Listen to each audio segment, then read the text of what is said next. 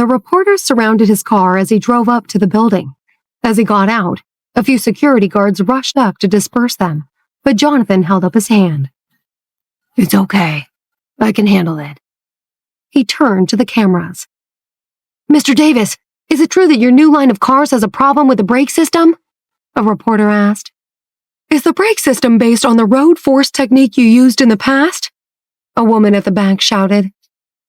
"Mr. Davis, do you have an official certification of safety for your brakes?" Just then, Jack walked over to Jonathan and whispered something in his ear. The latter nodded and faced the group in front of him. "I received news of a possible fault in the brake system half an hour ago, and at this time, I can only tell you that we are investigating the matter. Our cars have been rigorously tested many times under various extreme road and weather conditions, and have passed every test. I ask you to be patient and not spread any rumors until there is concrete evidence from our test report." As soon as he finished speaking, a reporter waved a piece of paper in front of him. "Mr. Davis, we already have an official test report from the brake system's chief designer, Mr. Abe O'Reilly. He's confirmed that the car's brakes are unsafe, especially when subjected to water on the road." "Let me see that." Jonathan grabbed the piece of paper and read the contents with bewilderment. He had hired Abe himself and hadn't thought to look into his background at that time. When he found out that Abe was also the acquired brake company's second largest shareholder, he had asked Jack to investigate him, but nothing suspicious had come to light. Abe came from a good family, was well educated, and worked hard. He was extremely talented and ambitious, so Jonathan had no reason to believe he was anything less than perfect for the job. But now that Abe had exposed the brake system's flaws publicly, Jonathan became convinced that he was colluding with his evil cousin.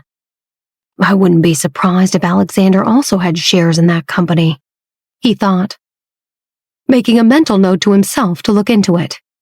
"If I find out the bastard's responsible for creating the biggest crisis our company has ever faced, I'll kill him with my bare hands."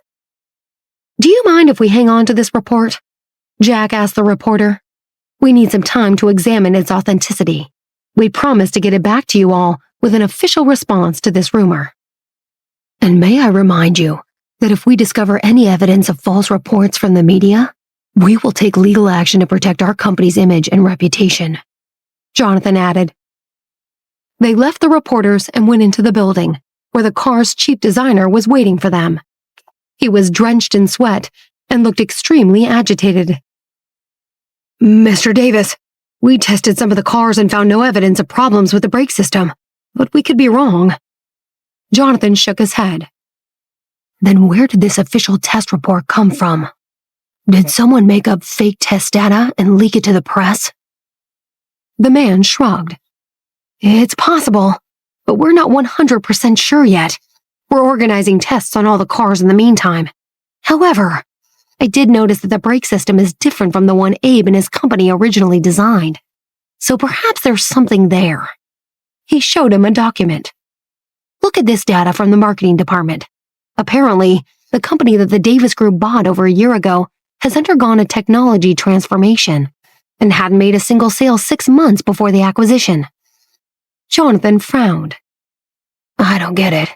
How is that related to what's happening now?"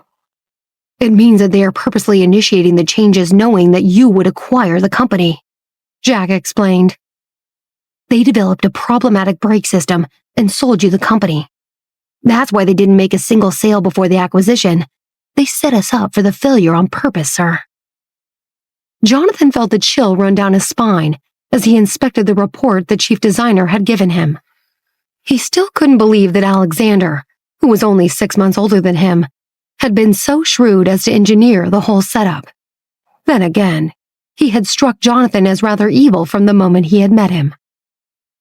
The more Jonathan thought about it, the more convinced he became that his cousin planned to destroy him. He wished he would have had the foresight to realize that he had such a powerful rival in Cuba. "Well, that settles it," he declared. "Someone definitely sabotaged our brake system. We need to test all of our cars immediately and find out what part of the design needs fixing. Then we need to fix it as soon as possible." and prepare the production line so we can install the new system in the cars." The chief designer nodded and left. Things were far worse than Jonathan had anticipated. One of their biggest competitors, the Sumoko Corporation, had seized the opportunity to manufacture more cars and take over the market. The Davis Group's cars had always been popular, especially the expensive luxury ones. But with scaled production, Sumoko could afford to manufacture top-quality, mid-level, and higher-end vehicles at lower price points. Sumoko was already reporting an increase of 5.3% in its share price, just days after Jonathan had confronted the media. That morning, Matthew was sitting on his porch in Havana when Belvedere, his assistant, brought him tea. "Sir, have you heard the news?" Belvedere asked. "The Davis Group is busy redesigning their car's brake system. Everyone in the industry is talking about it. Their shares have been dropping steadily for 3 days." Matthew nodded, poured himself some tea, and took a sip. "Just tell Frederick to do everything in his power to destroy that damn company." "Yes, sir," Belvedere said. He returned a few minutes later and looked at Matthew hesitantly. "Why are you staring at me like that?" Matthew demanded. "If there's something you want to say it." "Sir, I'm just wondering whether you're being too harsh on Jonathan. He's in a very difficult situation. I know you're testing him, but still. You and your sons caught him completely off guard. It's not fair." Matthew snorted. "Belvedere, you've been around long enough to know that life isn't fair. Show me one person who thinks otherwise." Belvedere was silent. "The future has many great things in store for Jonathan, if he's ambitious and smart enough," Matthew continued. "If he survives this, I'll even be willing to support him." Belvedere nodded and went inside. Sales of Sumoko cars skyrocketed when the company announced the launch of its new production line. The internet was teeming with articles praising the company and its 50-year-old history in the car manufacturing industry. Reports were comparing its established expertise with the Davis Group's comparatively recent move to the car industry. Social media was full of comments questioning the earlier popularity of the Davis Group's cars, claiming that it was due to their novelty.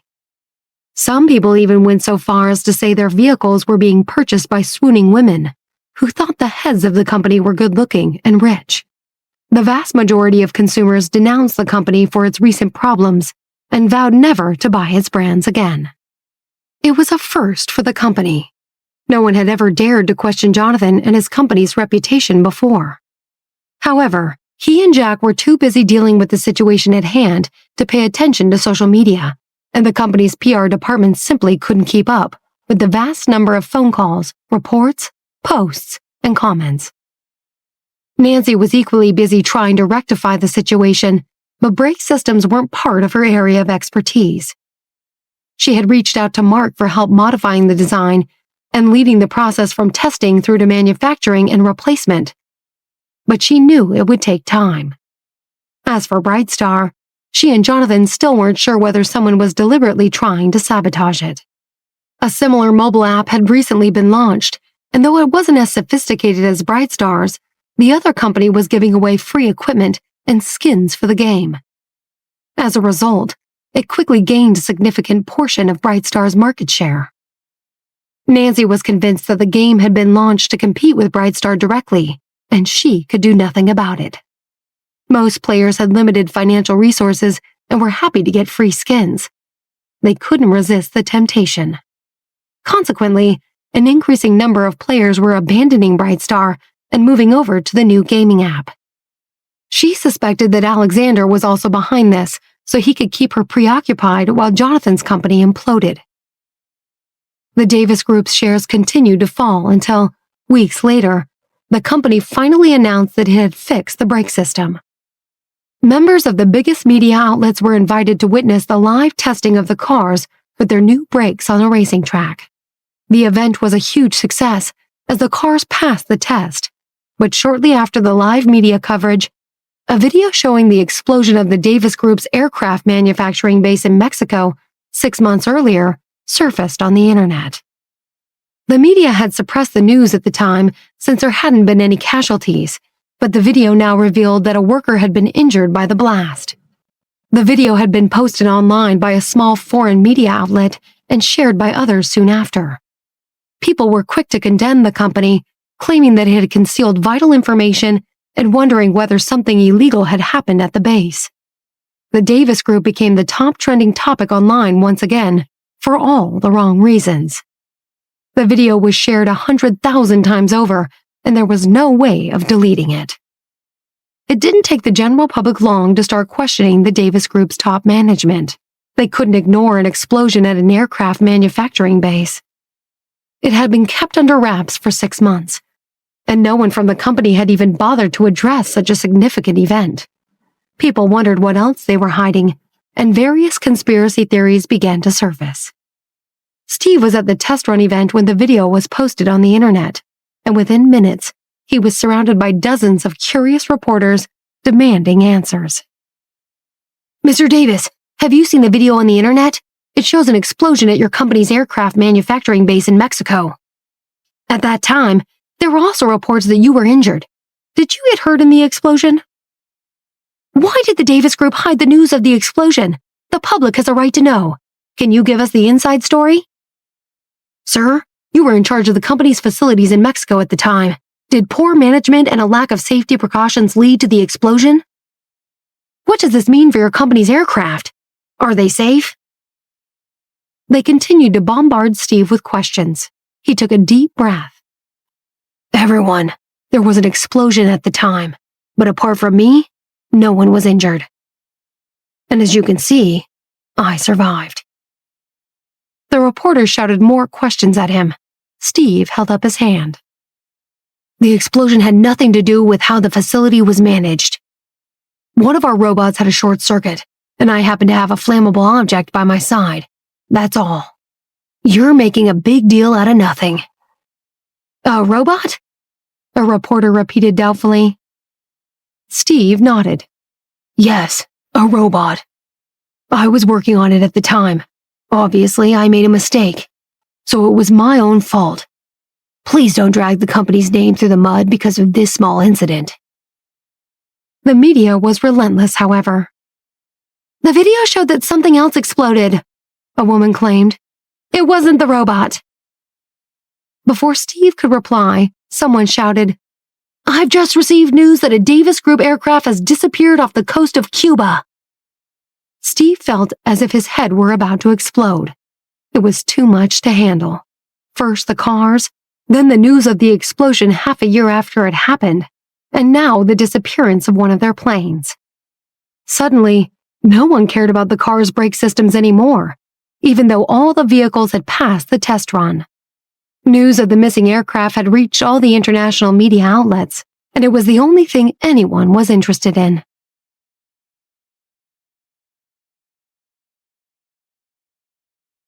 Jonathan was in his office when he heard the news and almost spilled his cup of coffee on himself.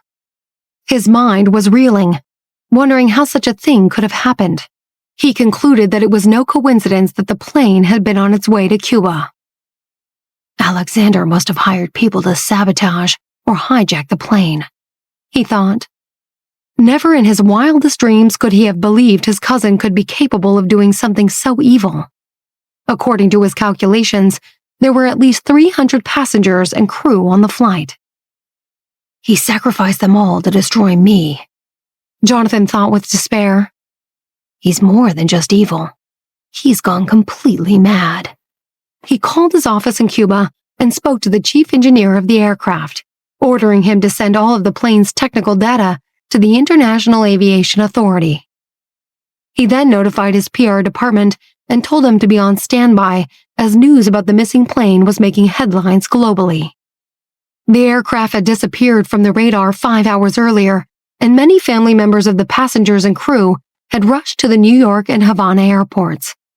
Everyone was praying for a safe landing, although it was obvious that something terrible had happened to the plane if it had lost contact with the ground crew. Time passed incredibly slowly as Jonathan stared at the clock on his wall. He was still at the office at 4 the next morning, answering phone calls. The plane had disappeared off the radar almost 15 hours earlier, and any spare fuel it had would have been used up by then.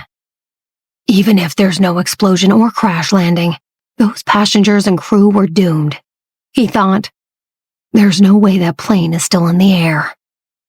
He browsed the internet and found nothing but news of the plane's disappearance. He read some of the headlines, most of which questioned the company's top management and attributed the disaster to technical and production problems. One article featured a chronological look at the Davis Group's history, claiming that it had grown too fast and didn't have the expertise and know-how to manufacture aircraft. It ended by stating that, just like its cars, its planes had significant safety hazards that would eventually claim the lives of hundreds of people. The general public, meanwhile, was demanding answers and a boycott of the company's planes. He read some of the comments on social media and nearly burst into tears. One woman in New York had written that her son had been on his way to Cuba for an academic exchange, and that the entire family was devastated by the tragic news. A man had posted a lengthy commentary saying that it had been easy for the company to rectify issues with the brake systems because the cars hadn't yet been launched. But thousands of passengers were flying on its aircraft every day. He was terrified that other planes manufactured by the Davis Group had similar technical problems and vowed never to fly with them again. Others questioned who would be held responsible for the loss of lives and demanded that Jonathan and his top management address the public and provide an explanation for the latest disaster. Some people even attacked Jonathan and Steve personally, claiming they only drove luxury cars and were so wealthy that they didn't care about innocent human lives. Pictures of Steve driving a Simoco car also surfaced, which the public took to mean that the Davis Group's vehicles were unreliable. The internet continued to explode with posts and comments, and Jonathan's phone kept ringing. He finally switched off his phone and computer and put his head down on the desk. It was early evening the following day when the plane's wreckage was found far off the coast of Cuba, almost 30 hours after it had disappeared. The remains were confirmed to belong to the Davis Group's aircraft, and the media was already attributing it to technical failure, even though the black box hadn't yet been retrieved. According to the data from the wreckage, the plane had crashed into the ocean from an altitude of 30,000 feet. Devastated relatives who had been waiting at the airport were provided grief counseling, while prayers for the victims' families and demands for retribution flooded the internet. The public questioned why the Davis Group's aircraft were still allowed to fly, and many people canceled their trips. The airlines issued a statement that they would only cancel flights with the company's aircraft once a technical error was confirmed. Until the black box was found, there was no evidence. Though the explanation was reasonable, it was unacceptable to the general public. Protests erupted nationwide as people rushed to the streets to denounce the Davis Group and its products. It had a snowball effect, and many customers soon switched to competitors' brands. Surprisingly, the situation was worse abroad than it was in the States. Thousands of angry demonstrators camped out in front of the Davis Group's offices across Europe and Asia. In Havana, Alexander laughed gleefully as he browsed the news portals one morning. There was a light knock on the door, and Mackenzie, Xavier's younger cousin, walked in. Alexander raised his eyebrows and looked her up and down. She had lost a bit of weight, and he noticed that she looked a lot better than before. Her recent humiliation had greatly affected her, and she had locked herself up in her apartment for several weeks. She had only been able to think of getting revenge for what Oliver had done to her and her brother. She had known something was up the moment she had heard about the controversy surrounding the Davis Group's brake system. She later found out from Gavin that the Davidsons were trying to sabotage the company. Mackenzie had been shocked. She had always thought Frederick was a good person who aimed to please people. She couldn't imagine him coming up with a scheme to destroy someone else's company. Theo, his brother, was cruel and merciless, but stupid. She was certain he couldn't devise such a plot to save his life. She, therefore, concluded that Alexander must be behind the Davis Group's downfall. She had sat down with her brother at length to discuss how they could exact revenge on Oliver and Xavier, and had decided that Alexander was the key. Jonathan, thankfully, was already being taken care of. Alexander greeted her casually and pointed to a chair. She smiled at him. I guess you've been really busy these past few weeks. He looked at her suspiciously. She noticed that his eyes were furtive and full of malicious intent. I don't suppose you're here to talk about the weather, he said gruffly. Tell me what's on your mind. You're smart enough to know why I'm here. She poured herself a cup of coffee. So, tell me what your help is going to cost. He narrowed his eyes. Are you serious? Absolutely, she replied, batting her eyelashes at him suggestively. Alexander looked at the heavy makeup on her face and thought she looked a bit like Maria, though he didn't know why. He broke into a wide grin, walked over to her, and sized her up. There's definitely some resemblance to Maria, he thought. She's not exactly my type, but I can't afford to be too picky now. It had been several months since he had been with a woman, and he believed Mackenzie was just what he needed. She watched him size her up and could barely contain her disgust. She knew that the man standing in front of her was soulless and evil, despite his attempts to appear approachable and easygoing in public. He reached out and touched her cheek. I take it you want Oliver dead. She bit her lip and clenched her fists. I want him captured alive. Alexander laughed. What could you possibly want with a disfigured man? You're very persistent. I don't care, she said defiantly. I want him by my side, as my slave. So you want to make his life miserable? I guess torture is worse than death. She fell silent as she thought about how she would make Oliver pay for what he had done to her, and regret the day he was born. He had ruined her and her family's reputation, and it was time for payback. I'll show him that I'm better and stronger than Esther, she thought bitterly.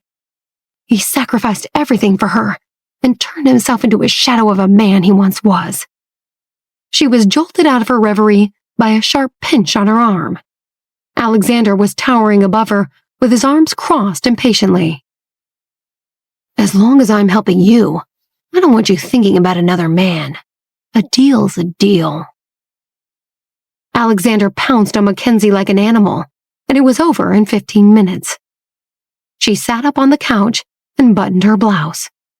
He got up and stretched. That was very pleasant. Let's do it again sometime soon. I'll call you. As for your brother, tell him I have some ideas in mind as payment for my services. She understood that if Alexander kidnapped Oliver, there would be no one else in the Williams family to run the business. Naturally, Alexander would want his share in the company once Gavin took it over. It was also in his interest to help Gavin become the head of the Sloan family and destroy Xavier so he could reap part of the rewards. All it would take was her body. A sudden feeling of shame washed over her, and she realized how much she hated Alexander for the sacrifice she had to make. However, she had no choice but to grin and bear it. Gavin was counting on her. She finished dressing and was about to leave when Alexander grabbed her arm. Wait a minute. She turned around slowly and looked him straight in the eye. Stay here, he told her. He left the room and came back a minute later with a young woman. This is my maid. She can join in our little game next time. Mackenzie turned pale. She felt like strangling him right there and then, but held herself back. She finally forced a smile, nodded, and quickly left.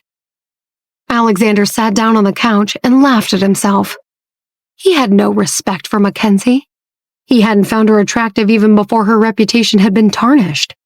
Now that Oliver had dragged her good name through the mud, he thought even less of her. He was pleased with his prospects. Gavin was restless now that Xavier was back on the scene, and he could use that to his advantage to further his own interests. What a bunch of morons, he thought. Then there were the Williamses. 2 of their family members had already died, leaving Oliver in charge of their family company. In many ways, Their death had been a stroke of luck for Oliver. After his disfigurement, he returned stronger and more ambitious than ever, and many people were terrified of what he was capable of. He had already taken back most of what his family had lost, and Alexander was sure he wouldn't stop there.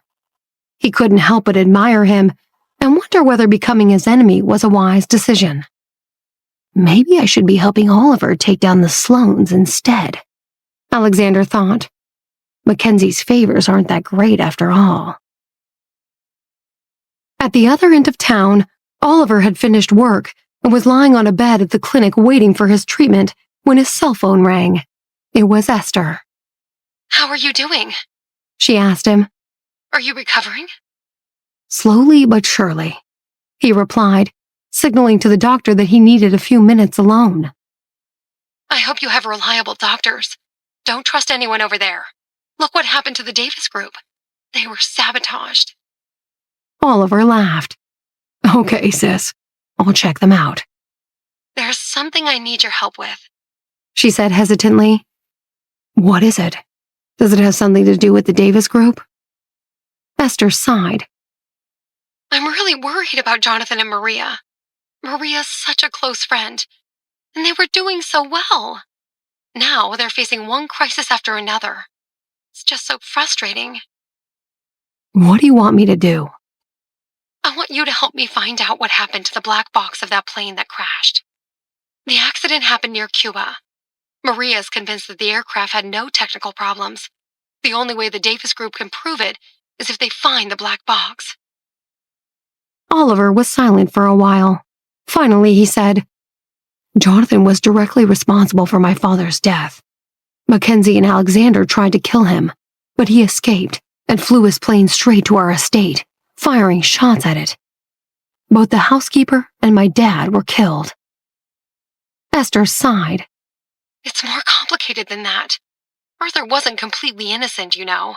He also killed members of Jonathan and Maria's families. Honestly, there are so many grudges now that I can't keep up with them anymore."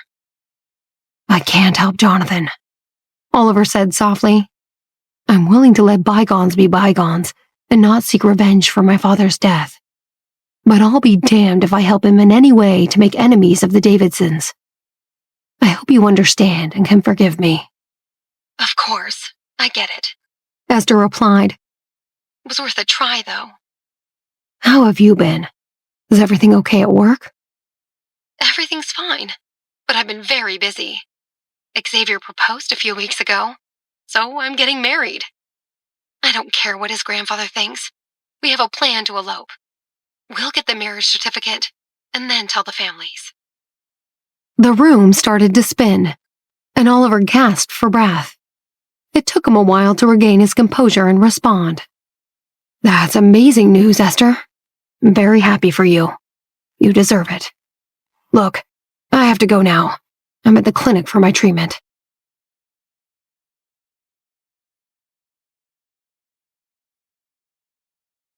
As soon as Oliver ended his phone call with Esther, he saw that Alexander had sent him a message. He narrowed his eyes when he read it. Alexander wanted to work with him to destroy the Sloanes. He was suspicious. How do I know he isn't trying to set me up? He wondered. Maybe he's collaborating with the Sloanes to destroy me instead. He sighed, put the phone on the bedside table, and summoned the doctor to the room for his treatment. Thousands of miles away, the Davis group was grappling with its crisis. The plane's black box still hadn't been recovered from the ocean, so there was no evidence to refute a technical error. And the International Aviation Authority was still conducting its investigation. Late one night, Nancy woke up to go to the washroom and realized Jonathan wasn't in bed. She tiptoed to the study and saw light coming through the crack in the door. She pushed it open and entered. Jonathan was tapping away at his keyboard and looked up when she came in. His expression relaxed. "What are you doing up?" She went up to him and massaged his temples. Her hands were gentle and smooth. "That feels great," he murmured. "My brain is about to explode." "I'm so sorry you have to deal with all this," None of it was your fault. Nothing points to a technical problem with the aircraft. And you managed to solve the problem with the brake system. The media is just feeding information to the public. Unfortunately, public opinion is powerful, Jonathan remarked with a sigh. Too many keyboard warriors on the internet think they know what happened. As long as there's a topic to discuss, they have an opinion. Why don't we hire some internet trolls to give us some good publicity? He laughed and pulled her onto his lap. I'm waiting for the right opportunity. What opportunity? Nancy asked, looking deeply into his green eyes. With our financial resources, we can easily hire some people, but it isn't the right time. Alexander has been plotting against us for years, so I'm sure he has some other tricks up his sleeve. I'm waiting for the other ball to drop. She was stunned. What else can he do? Sabotage our autonomous vehicles? He nodded. He's already attacked our aircraft and car business. I think our AVs are next. What do you think his plan is? To prove that our AI is faulty? That our unmanned cars are unsafe? What do you think? Does he have any grounds to attack us? She shook her head. I know I haven't been involved since the very beginning, but my team and I were part of the design and manufacture of the autonomous vehicles. I was also in charge of technological improvements and upgrades. We worked day and night to make sure those cars were flawless and 100% safe. I don't know what else to say, Jonathan. He nodded and kissed her on the lips. You've convinced me, but I wouldn't put anything past Alexander. I just wish they would find the black box so we can put this terrible plane tragedy behind us. At least with the unmanned cars, we can provide full evidence if anything goes wrong. So you're relying on the AVs to restore the company's reputation? She asked. I'm relying on you and your expertise, he answered. Alexander and his colluders have been so busy with me that they've underestimated you. To them, you're just a 22-year-old college graduate with excellent academic results who joined the company and made some improvements to our products. She shrugged. Does it matter what they think of me? Of course it does, he reassured her. They don't know you're Nancy Johnson, and that you played a big part in the Franklin Group's AI project years ago. You and your team are now the foundation of the Davis Group's AI department. No one knows this, and that's our strength. You can turn this whole disaster around for the company. She hugged him tightly. Thanks for having so much confidence in me. It helps to hear it from you. I just wish everyone would leave you alone. You don't deserve the treatment you've been getting. It doesn't matter, Jonathan said. People will move on to other things eventually, and this will all blow over. Once we find the black box, and once I expose Alexander and his family's malicious activities, people will realize the mistakes they've made. I just hope the company's reputation isn't damaged beyond repair by then. We're still doing okay in the US since it's our base, but we seem to be hated in every other country around the world. What doesn't kill us makes us stronger. Hopefully, we'll come out on top once this is over. I wish I could help you in some way, she told him. It breaks my heart to see you like this. I feel useless. You're more help than you know, he said softly, caressing her cheek. Besides, I don't want to burden you with all the other things you have on your plate right now. I just hope you never tire of me. Her eyes widened. Tire of you? How could you say such a thing? I adore you. He laughed. I have a beautiful, intelligent, capable wife, almost a decade younger than me. Sometimes I worry you don't want me anymore. He slipped his hand underneath her nightgown suggestively. Jonathan, that would never happen. I always want you. Promise? He asked teasingly. She answered with a long, passionate kiss. He stood up and lifted her onto his desk. Let's just forget about the company for the rest of the night, shall we? He whispered in her ear. It was late, Nancy was so tired that she couldn't keep her eyes open. Jonathan carried her to their bedroom and gently lay her on the bed. He covered her with a blanket and was about to leave when she sleepily grabbed his wrist. "Are you coming to bed?" "No. A few things to sort out first," he replied, kissing her softly on her forehead before switching off the light. The date of the auction had been set, and he had many pressing matters to settle before he could attend. It would take 2 days out of his busy schedule, and he had to ensure everything was in place before he could leave. The next day, the social media sites buzzed with comments about the Davis Group, but neither the public relations department, Nancy, nor Jonathan chose to react. Nothing they could say could make much of a difference anyway. From 1,000 miles away, Matthew had been watching Jonathan fight against all the disasters that had arisen. Matthew would listen to the news in the morning while he did his exercises. That morning, after his workout, he took a walk around the garden with his butler, Walter. "Who do you think will win between Alexander and Jonathan?" he asked. Walter thought about it briefly before answering. "I'm placing my bets on Alexander." "I think it's going to be close.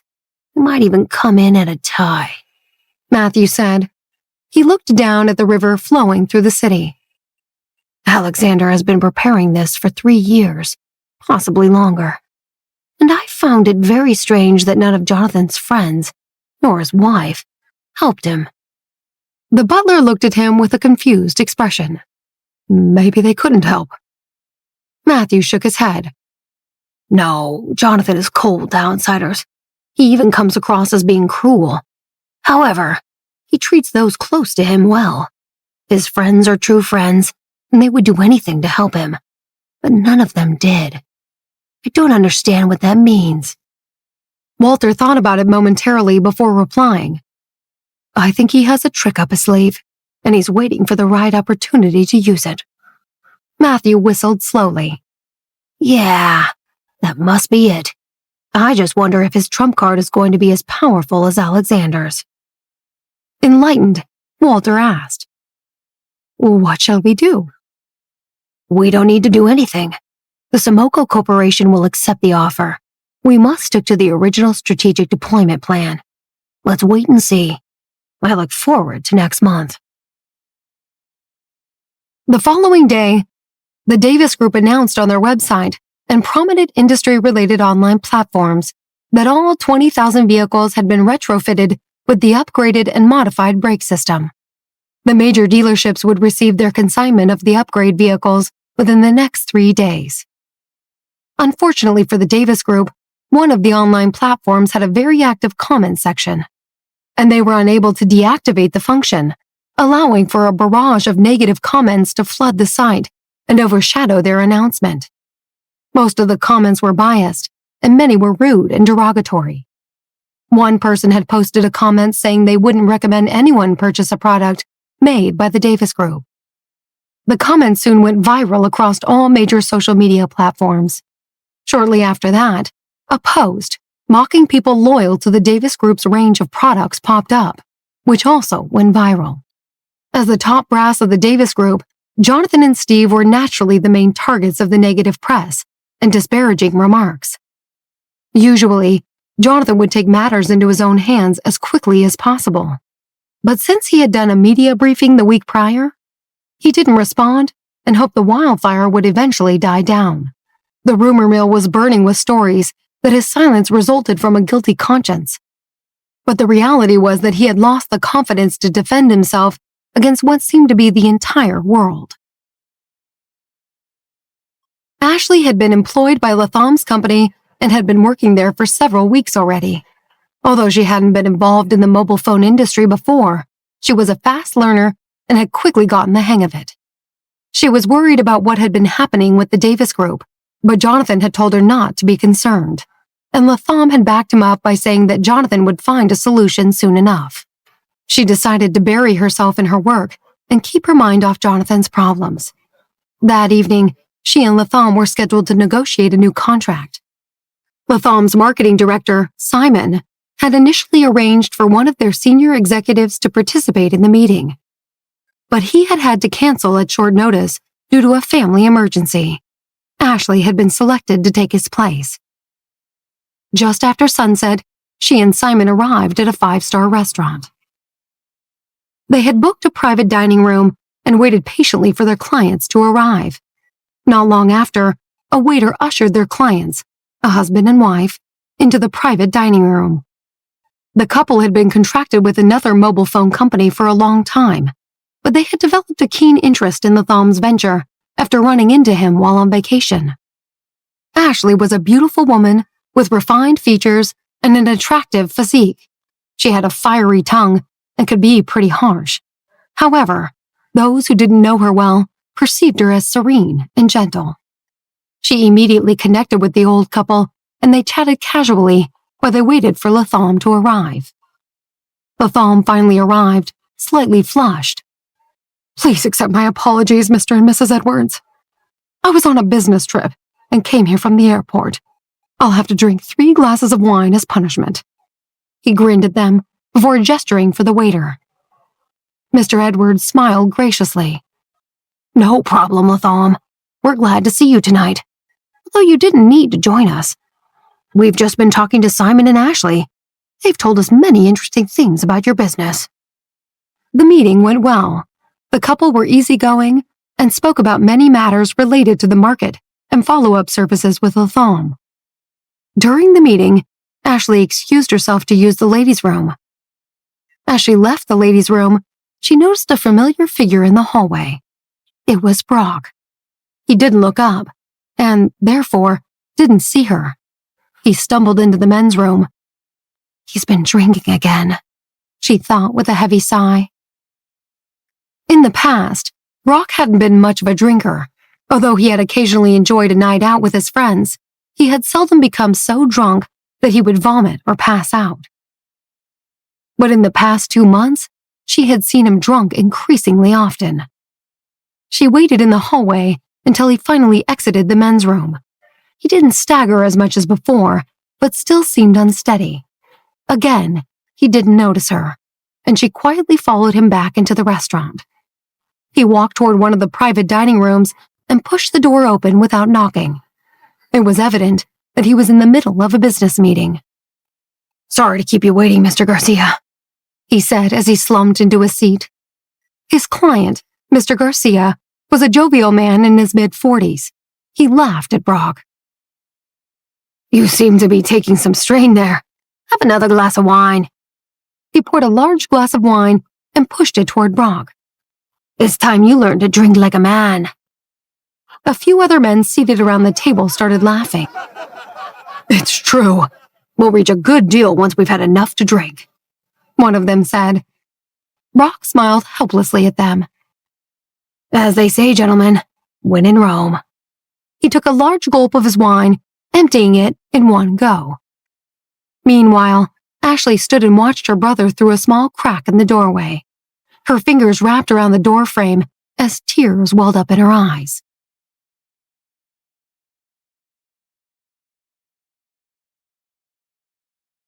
Throughout their childhood, Ashley always considered her brother a strong and decisive person.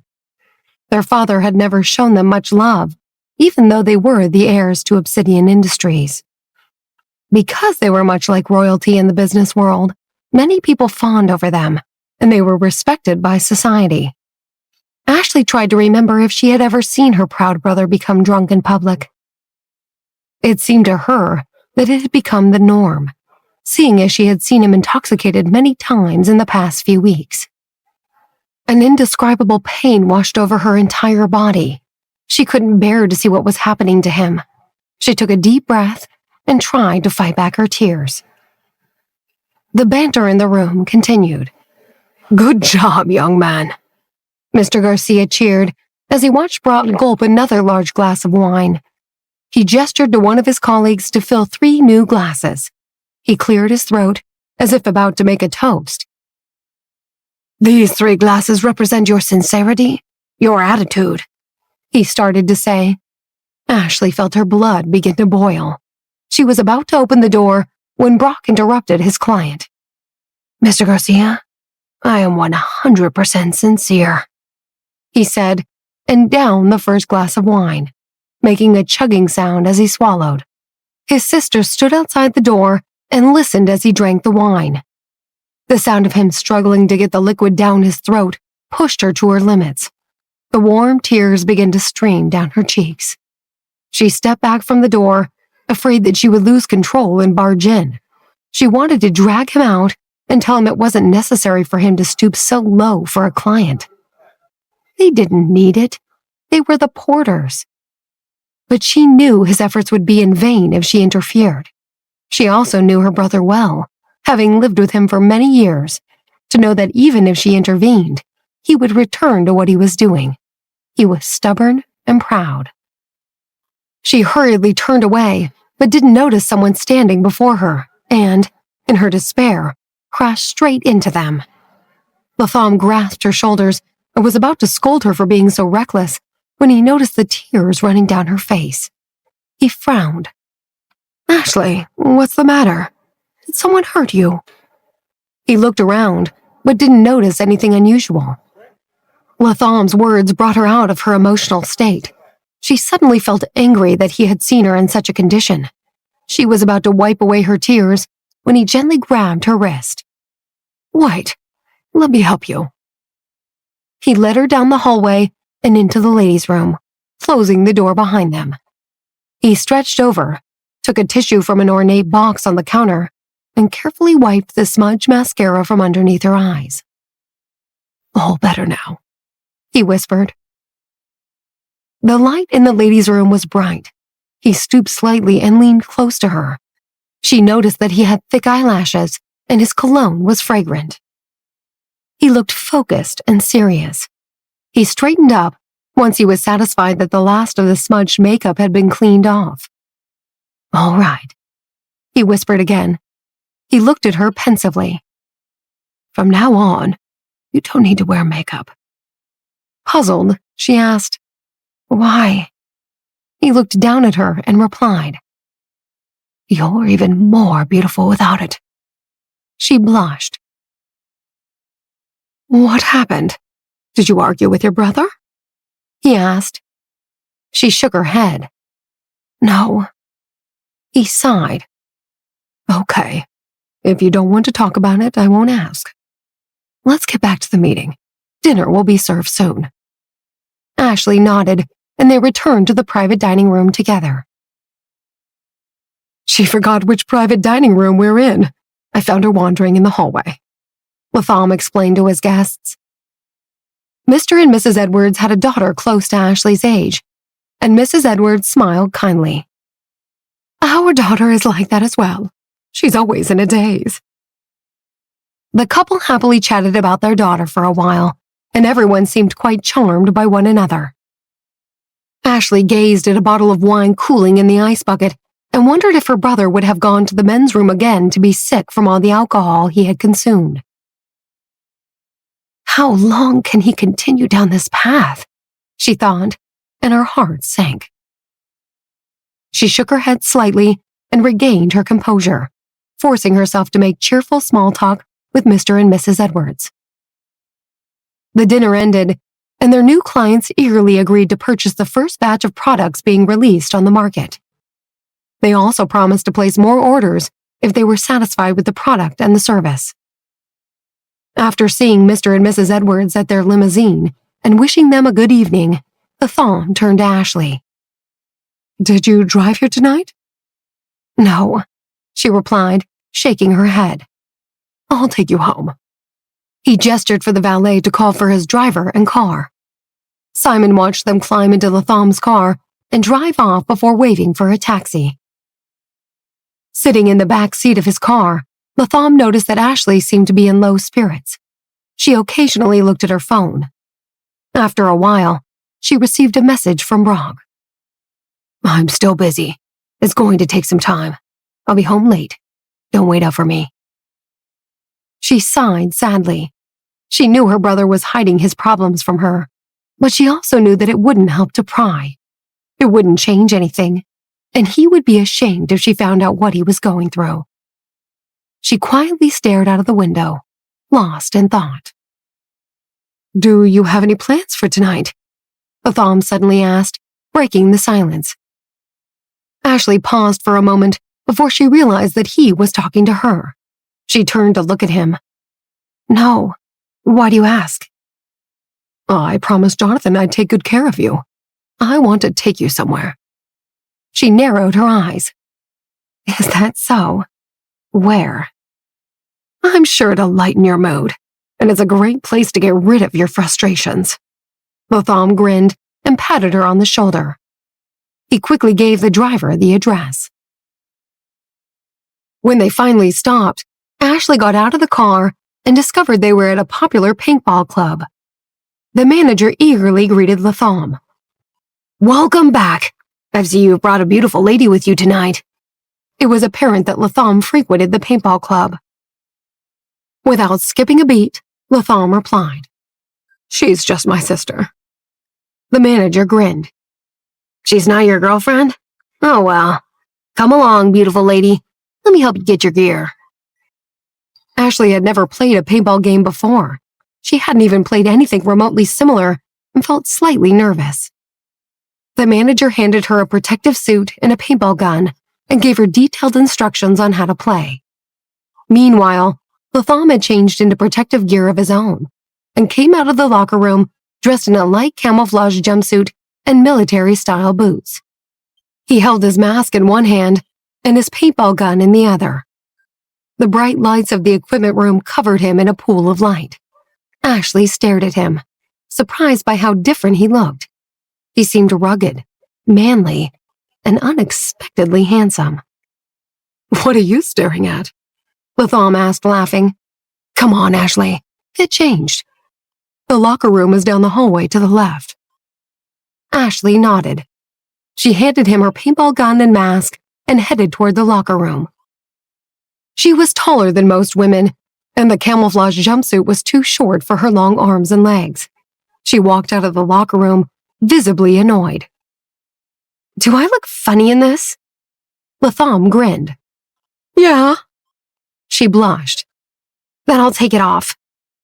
She was about to turn around when he touched her shoulder and leaned closer. I think it proves that you have lovely long legs, he said with a cheeky smile. Hearing this eased her frustration, and she felt a warm feeling in her heart. He was flirting with her. Okay, let me help you put on your mask. It's time to enter the battle zone, he said. There aren't too many people playing tonight. We'll play in teams of 4 against 3 other teams. Once we get in there, look out for the people wearing the same color camouflage as us. Shoot everyone else. She nodded nervously. Good. Follow me. Keep up and don't lose me. He pulled his mask over his face and took the lead. They slowly crept into the battle zone. Ashley kept close behind Latham. With each step, he looked around to see if it was safe to continue. She waited until he moved forward before taking another step. He spoke to her using the communication system built into their masks. This is a large arena. It's probably the size of 2 football fields. If we don't move faster, we'll be here all night. Okay, what should I do? Latham gasped in surprise. Do you mean to tell me you've never played before? Jonathan is an expert. We'll bring him with us next time. Then we won't even have much to do, and we'll win. Jonathan? She asked with disbelief. She couldn't imagine him enjoying paintball.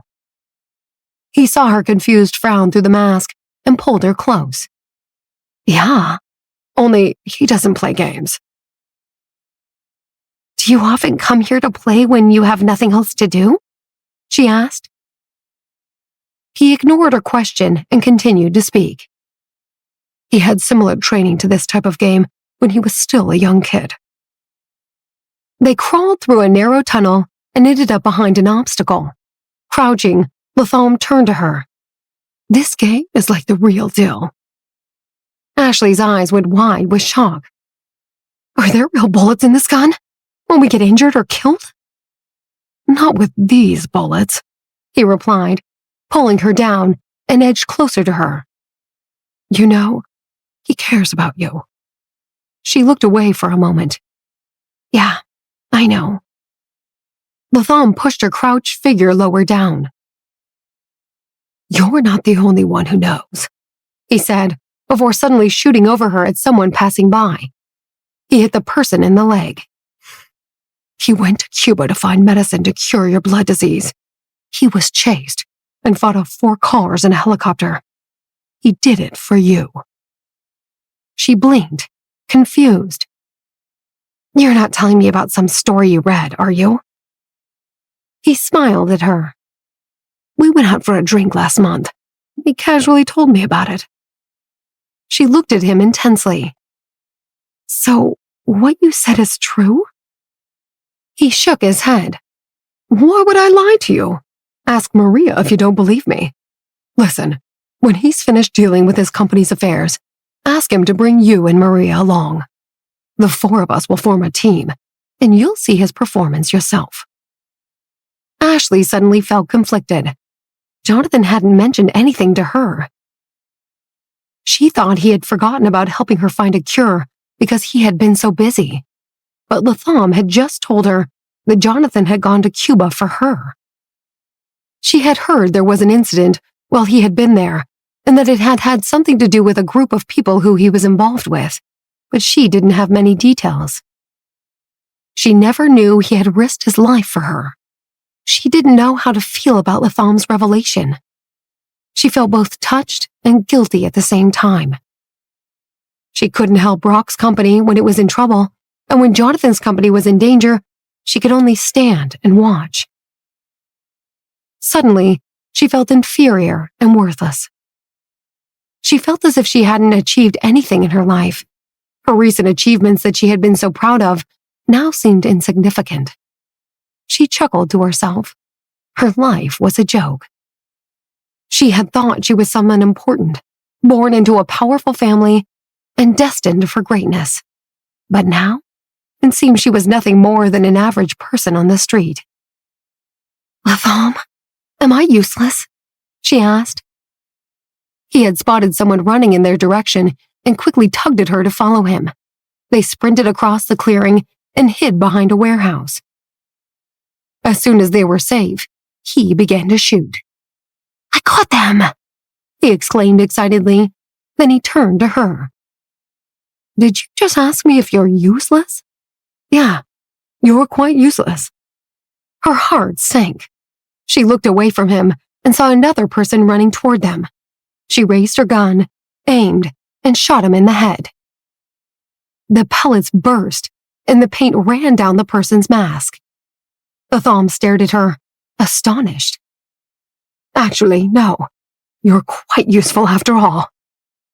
Hitting the target instantly lifted her spirits, and her confidence soared.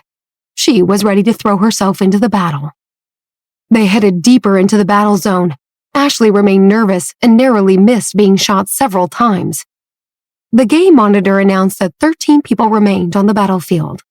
They didn't know if their teammates were still in the game, but hearing about the reduced number of players was worth celebrating. They entered a small, half-demolished building and were able to climb a flight of stairs when suddenly something threw through the air and landed in front of them. Watch out! It's a grenade! Latham exclaimed.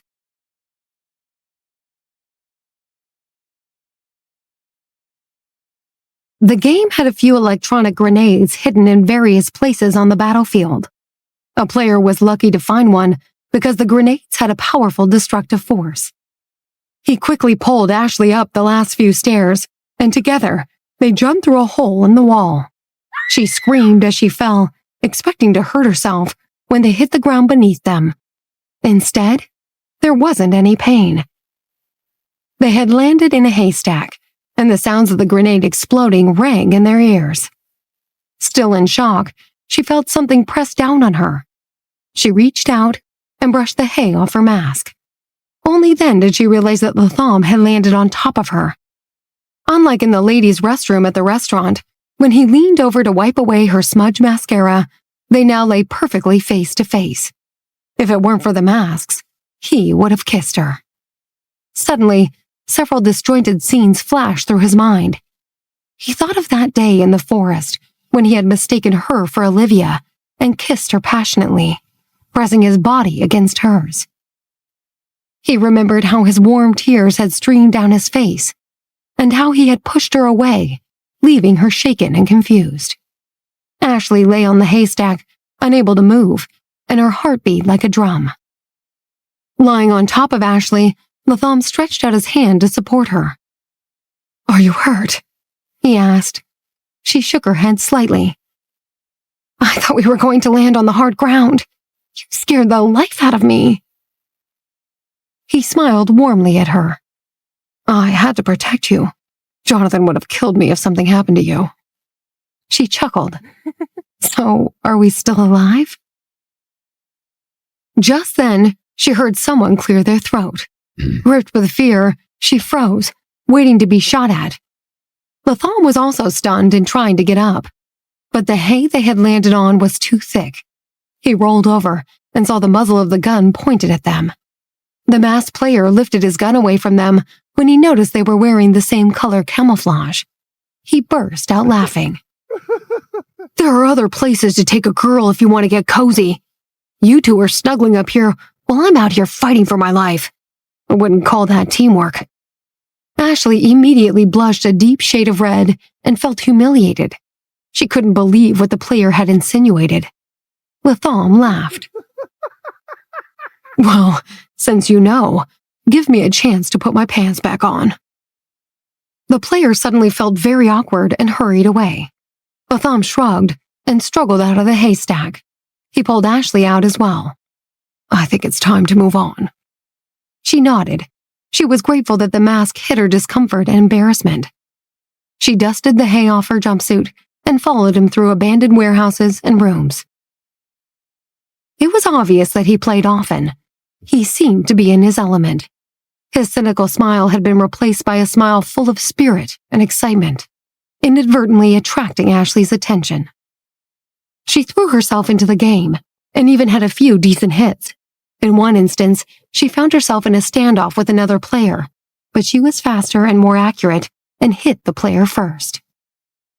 She felt her blood rushing through her veins like she was drunk on adrenaline. She finally felt as if the anxiety and depression plaguing her had disappeared. She was so engrossed in the game that she didn't even realize when some pellets hit her and exploded in a mirage of colors. She heard the notification in her earpiece and pouted at Latham. "I'm dead," she said, somewhat regretfully. He gave her a pitiful look and gently touched her hair. "I'll take revenge for you. Watch carefully." She watched him run off into the heat of the battle zone, firing as he dodged shots aimed at him. She stood behind the safety of a broken wall and looked at him on the battlefield. She knew he had been joking, but as she watched him defeat one player after another, it seemed as if he was fighting for her.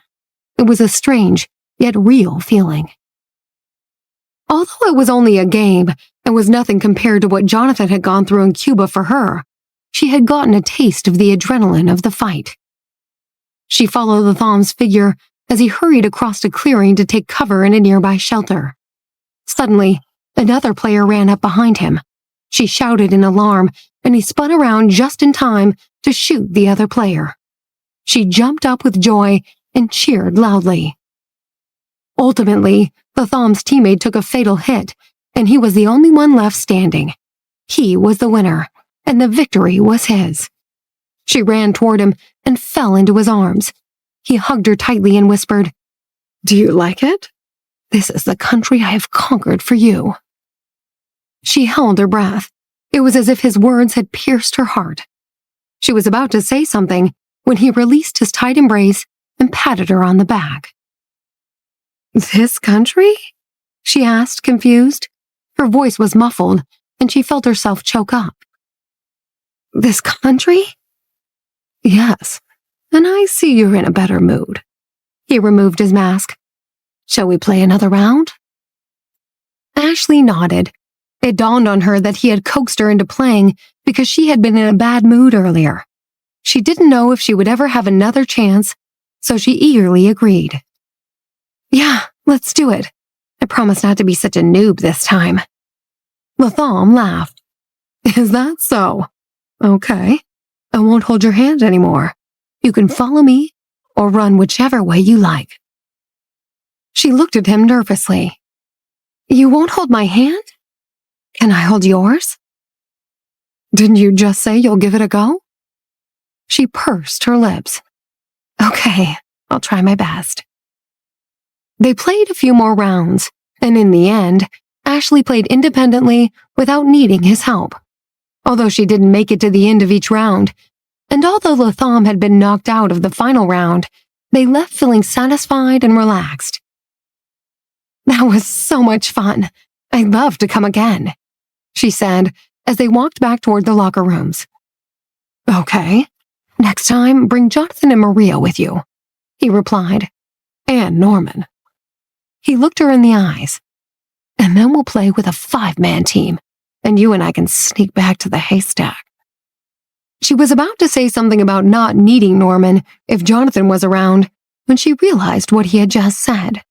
Her heart leaped into her throat, and she couldn't say anything further. There was an awkward silence. Yeah, anyway, Latham quickly said and glanced down at his watch. It's time to go home.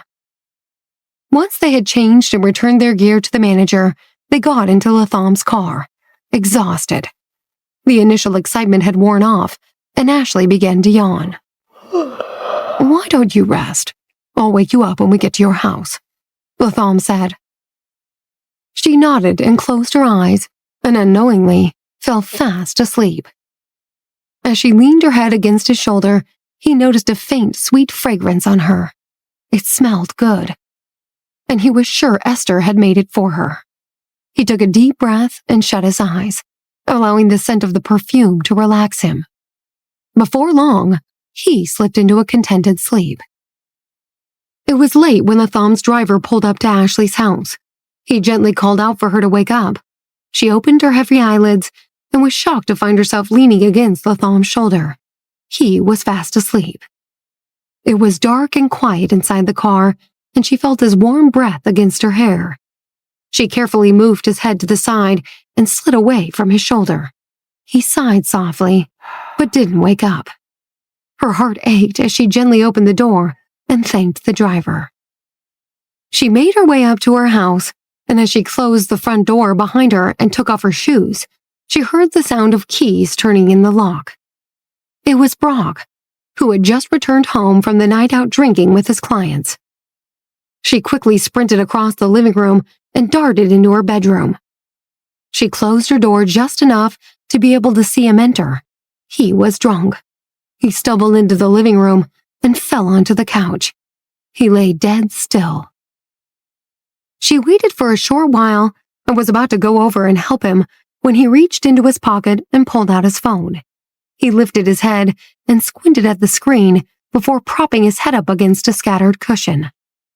Ashley quietly walked across the room toward him. He didn't notice her. She peered at the phone and saw the word wife on the screen. Her heart sank, and she wondered if he had finally remembered. He rolled over and put his phone on his chest. Why did I call her? He scowled and deleted her contact details. When he finished, he flung his phone aside and tried to stand up.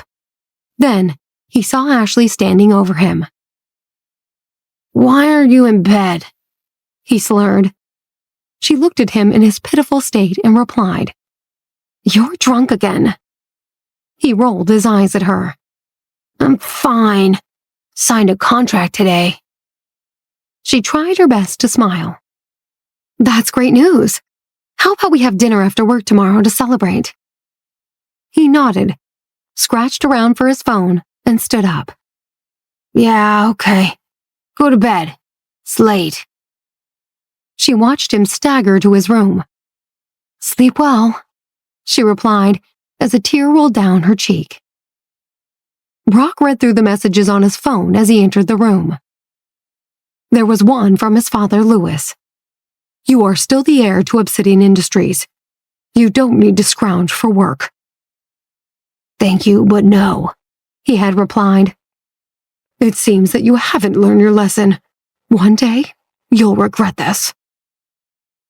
He reread the messages and smirked before deleting them, along with Lewis's contact details. He was too tired and didn't have the energy to shower. The room spun, and he felt sick. He collapsed on his bed and fell asleep without taking his clothes off. The sun shone brightly through Bright Star Tower's windows. Dorian stood up, stretched his hand, and flexed his cramping fingers. He rubbed his neck and looked proudly at the scene design he had finally completed. He turned the sketch around to show it to his colleagues, Chad and Martin. They didn't know about his family ties to Nancy and Jonathan, so he felt comfortable around them. Martin whistled. "Wow, your design is awesome. So realistic." Dorian raised his eyebrows. "Yeah, some of us have to rely on our talents. We can't all be as good-looking as you." Chad took a long look at him. "You should be part of the cosplay event the marketing team is organizing to promote the game. You'd be perfect." Dorian shrugged. Chad scrolled on his phone when suddenly his face turned red with anger. "Impossible! A new game has just been released. I don't know how, but there's a free version.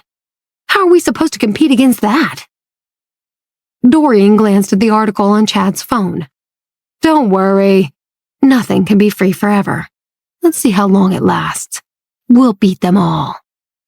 Martin grinned. "Yeah, we know how much it costs to produce a game. They'll soon need to develop and release upgrade patches. They won't last long at all." Chad looked up from his phone. "I guess so. So what about it, Dorian?" he asked. "I think you'd be awesome in cosplay." Grinning, Dorian replied, "Yeah, maybe. I'm sure I'll have a horde of fangirls chasing after me if I dress up as the lead in our new game."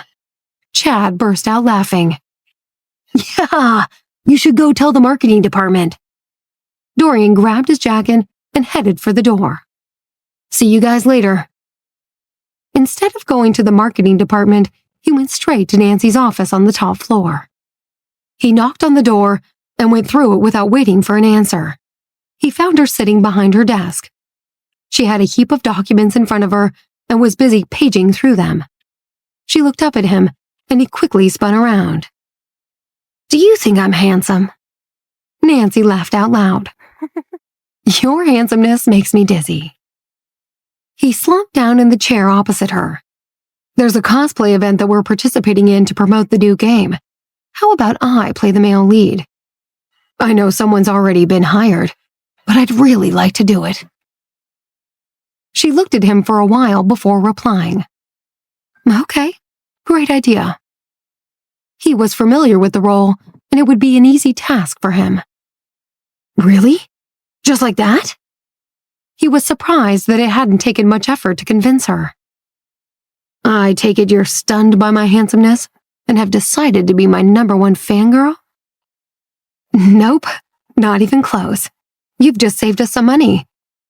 I'm not paying you an appearance fee, but I'll pay you overtime if the event lasts longer than your normal working hours." Dorian's face dropped, and he pouted.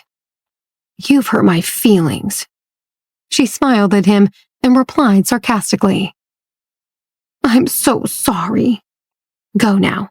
I've got work to do." She gestured toward the door.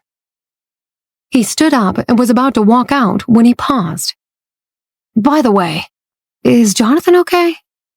She looked at him, and a sudden sense of unease overcame her. She wondered if he knew that his brother was responsible for what had happened to Jonathan. "Don't worry, everything is fine," she eventually replied.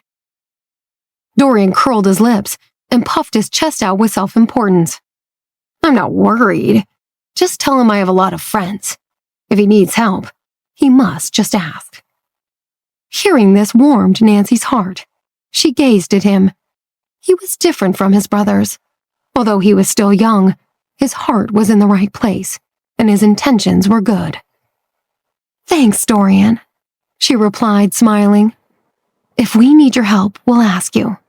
By the way, the blueprint you submitted is perfect." He smiled cheerfully at her and left with a carefree bounce in his step. The next few days were quiet and uneventful.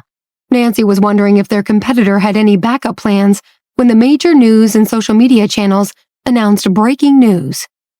There had been an accident with the Davis Group's Valkyrie series car. It had happened late at night. A homeless man had been wandering in the middle of the road and had been hit. He died a few hours later in the hospital. The news spread like wildfire, and the Davis Group was the day's hottest topic. The group was once again in the limelight on a global scale.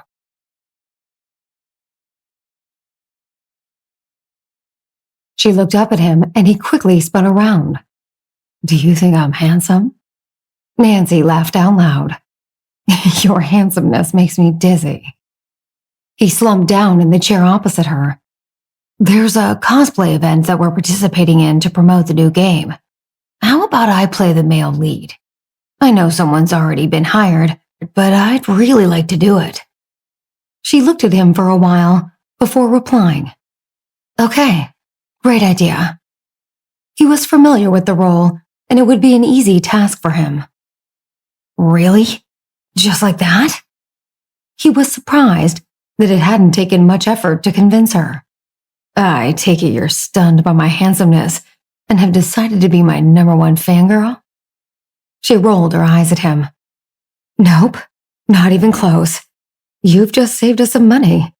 I'm not paying you an appearance fee, but I'll pay you overtime if the event lasts longer than your normal working hours." Dorian's face dropped, and he pouted. "You've hurt my feelings." She smiled at him and replied sarcastically, "I'm so sorry. Go now. I've got work to do." She gestured toward the door. He stood up and was about to walk out when he paused. "By the way, is Jonathan okay?" She looked at him, and a sudden sense of unease overcame her. She wondered if he knew that his brother was responsible for what had happened to Jonathan. "Don't worry. Everything is fine," she eventually replied. Dorian curled his lips and puffed his chest out with self-importance. "I'm not worried. Just tell him I have a lot of friends. If he needs help, he must just ask." Hearing this warmed Nancy's heart. She gazed at him. He was different from his brothers. Although he was still young, his heart was in the right place, and his intentions were good. "Thanks, Dorian," she replied, smiling. "If we need your help, we'll ask you. By the way, the blueprint you submitted is perfect." He smiled cheerfully at her and left the room with a carefree bounce in his step. The next few days were quiet and uneventful. Nancy was wondering if their competitor had any backup plans when the major news and social media channels announced breaking news. There had been an accident with the Davis Group Valkyrie series car. It had happened late at night.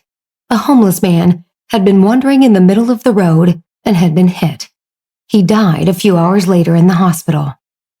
The news spread like wildfire, and the Davis Group was the day's hottest topic. The group was once again in the limelight on a global scale. Jonathan was in his office when the news reached him. He was reading the latest reports on the internet, and right at the top was the one about the autonomous Davis Group car that had killed a man. He tapped the table with his finger and tried not to panic. His assistant, Jack, who was in the middle of tidying his boss's office, glanced across at him. "They're moving out," Jonathan said. "Got it, boss," Jack replied, knowing exactly what Jonathan meant. "I'll activate the plan right away." He put away the documents he was sorting through, stood up, and walked out of the office. Jonathan went back to reading the online report. The news had only just broken, but it didn't take long for the internet to become chaotic. Every news and social media outlet was talking about the Davis Group's Valkyrie car that had run someone over, and in just one short hour, it was trending on every page. Jonathan checked the company's share price, and he watched in dismay as it fell by 3%. He cursed, knowing that some of the shareholders would soon start taking their anger out on him. Sure enough, moments later, his office phone began ringing. One by one, the shareholders called, but Jack intercepted them all. "There's no cause for concern," he told each of them, his voice firm and steady. "In less than a week, we will have put the story straight, and all this will have blown over."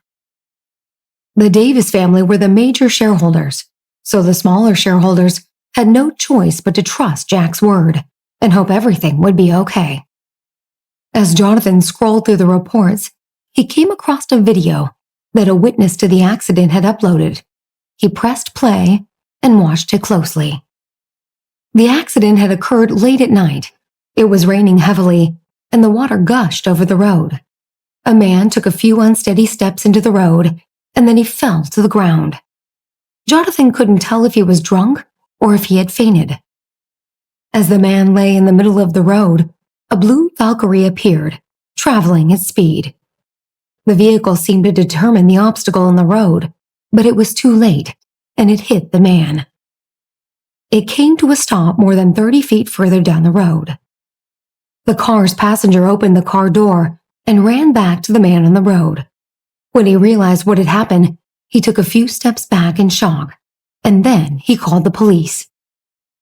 The video ended, and a voice said, "From the video, it seems that the Valkyrie came to a stop only after it had hit the person lying in the road.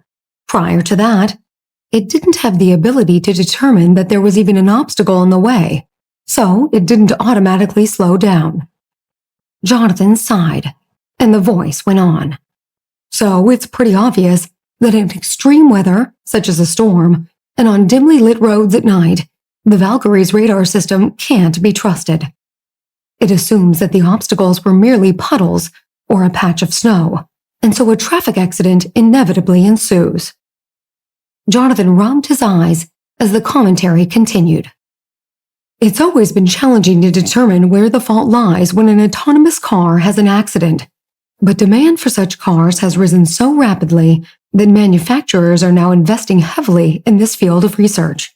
In accordance with the mutual guarantee signed by the industry, the response party for the accident is determined to be the manufacturer of the autonomous car.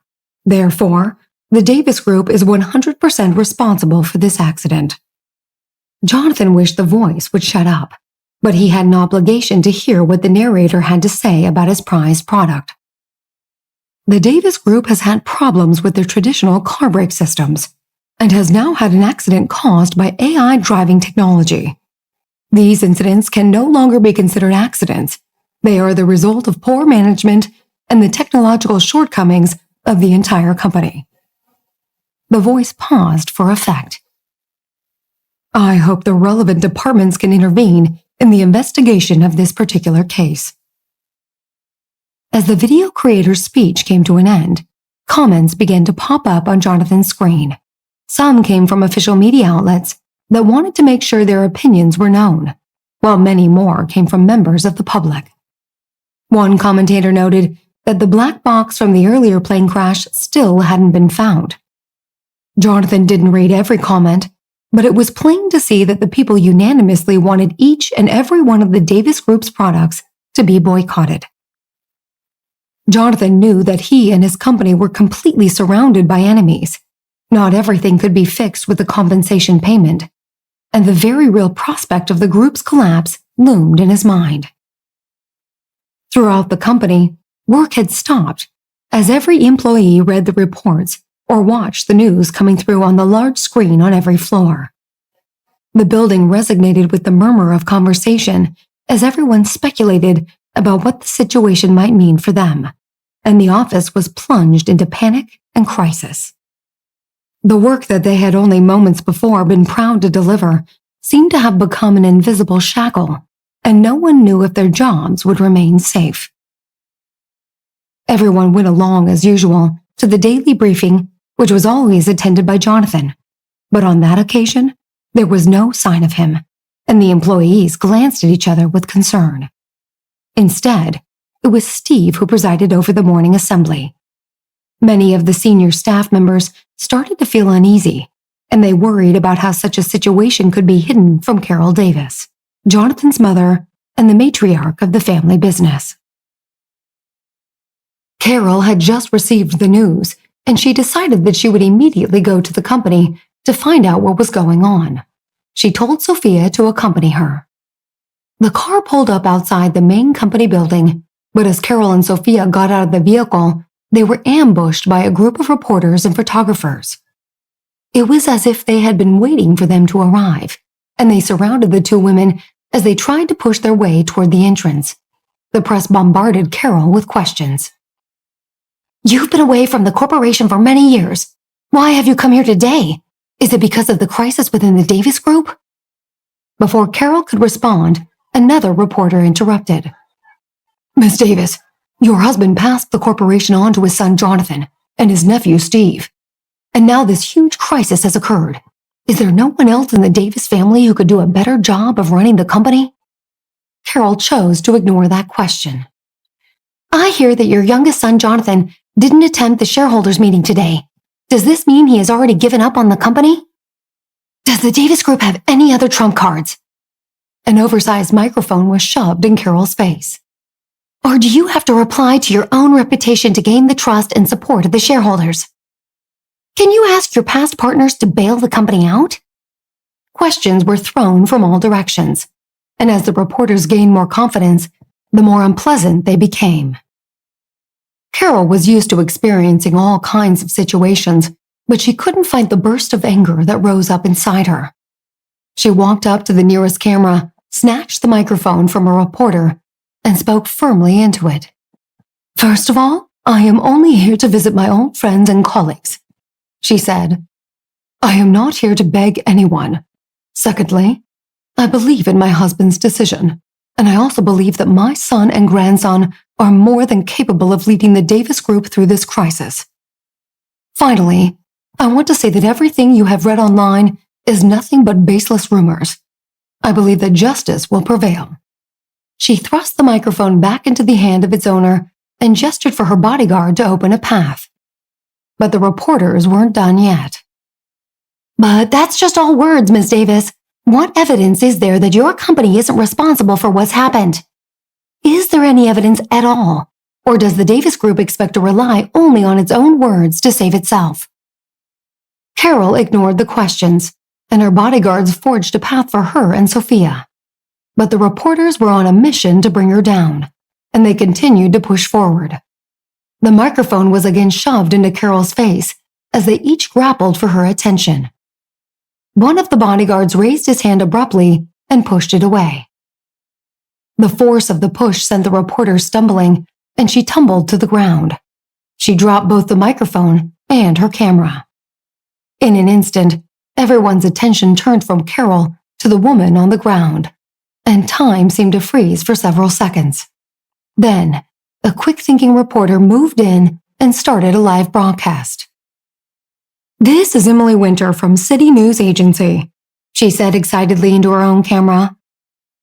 "I'm here at the entrance of the Davis Group, where Carol Davis's bodyguard has just pushed a female reporter to the ground, smashing her camera. And all because he didn't like the reporter's question." The bodyguard in question began to panic when he heard the reporter's blatant accusation. "What?" he said incredulously. "I didn't push anyone." His voice was loud enough for everyone to hear, and all eyes turned to him. The reporter who made the accusation continued to talk into her microphone. "So now, it seems the bodyguard is denying it. Everyone here saw him push the reporter to the ground and smash her camera, and yet he's blatantly skirting all responsibility." She turned to the bodyguard. "Shame on you." Carol had never been involved in such an altercation before, and she felt a sudden surge of anger in her chest. Her face turned red, Sophia putting a supporting arm around her. Tensions were beginning to rise, and an agitated buzz spread among the group. But just then, a female voice broke through the noise. "Friends of the media, you should be more careful. Think about your words and actions. Look at the way you're treating this elderly lady. Do you honestly think you're sending the right message to society by telling everyone that it's okay to bully the weak and vulnerable and invent the truth?" The voice was clear and concise, and everyone turned to see where it was coming from.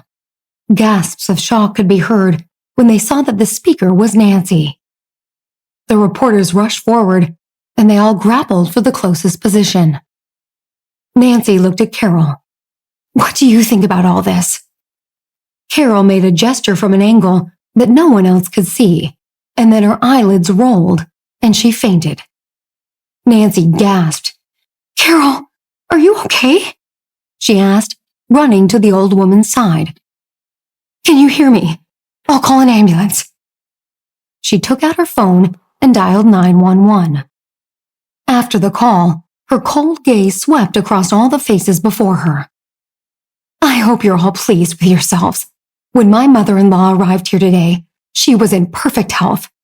But then she was bullied by all of you until she collapsed." She waved her finger around dramatically. "We know exactly which media outlets are involved in this altercation, so none of you will be able to deny your presence. The Davis Group's facial recognition system has recorded each and every one of your faces. So I'm going to give you a choice. You can stay here or you can leave right now. Either way, rest assured, I'll be arranging for a lawyer's letter to be sent to all of you." No one had expected Nancy to be so tough. The reporters looked at each other in dismay and knew that they were doomed. "We have a 360-degree record of everything that's happened just now," Nancy continued. "So we'll be able to see for sure if my mother-in-law's bodyguard really did hurt anyone or break their camera. We'll hand over all the material to our legal department for analysis and verification." She glowered again at the reporters and settled her gaze on the most outspoken one. "But there are some among you who directly slandered Miss Davis and her bodyguard without any evidence, and we'll be pursuing that matter to the end." Her words were loud and clear. "Now, regarding the matter concerning the recent incident involving a Davis Group car, you can interview me since I'm an employee, and you can stop bothering this poor elderly lady." Everyone took the hint and left Carol alone. Very soon, an ambulance arrived, and the emergency responders assisted Carol inside while Nancy saw the reporters. Smiling mildly, she swept her gaze across the crowd. "I have just one more thing to say. I hope that in a week's time, you'll all still be maintaining your proactive working attitude." The reporters were puzzled by her statement, and they looked at each other and shrugged. Just then, a figure broke into the circle of reporters and went to Nancy's side. Nancy was surprised to see Ashley. "I was just in the neighborhood," Ashley explained to her. Then, she faced the nearest camera, making sure it was rolling, and spoke decisively into it. "The Davis Group's autonomous vehicles are the best means of transportation that I have ever ridden, and I firmly believe in the ability of the Davis Group's technical department. I believe that there's another story behind the Valkyrie incident." The reporters were curious about the young lady who unexpectedly hijacked their interview, and they turned their attention to her. "I know who you are," one of them said, recognizing her. "You're Ashley Porter from Obsidian Industries." "That's right," Ashley said with a nod. "Miss Porter, didn't you openly pursue Jonathan Davis at one time? Am I right in thinking you even competed for his affection against Mrs. Davis in a formal contest?" Ashley blushed, but she didn't deny it. "Yes," she said awkwardly. "So I can unquestionably conclude that you and Maria are love rivals?" The reporter's eyes lit up with the prospect of gaining another juicy morsel of gossip. "Are you openly expressing your support for the Davis Group because of your love for Jonathan?" Ashley had thought that her intention was obvious. It was true that she once wanted Jonathan for herself, but he was married, and other things had come to light since then.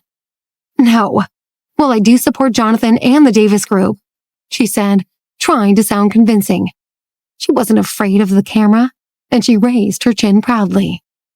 "I'm doing this for Maria, who is the core strength behind the Davis Group's technology." She paused momentarily.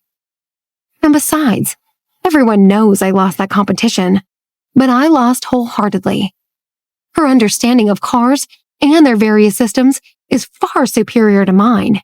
So yes, She easily defeated me. Ashley smiled coyly at the group. Maria is a member of the company's autonomous vehicle technology department, and there are many technical experts in the department who are just as knowledgeable and experienced as she is, some even more so. With their combined skills, how could they possibly design a defective car? Her words were powerful, and she looked around at the faces in the crowd. When I was in school, I learned about the industry, she went on. The most important thing I learned was to take samples and enumerate them. So when you're talking about the Davis Group's cars or airplanes, you'll find that only one car and one airplane have been in an accident. One out of how many that are in circulation.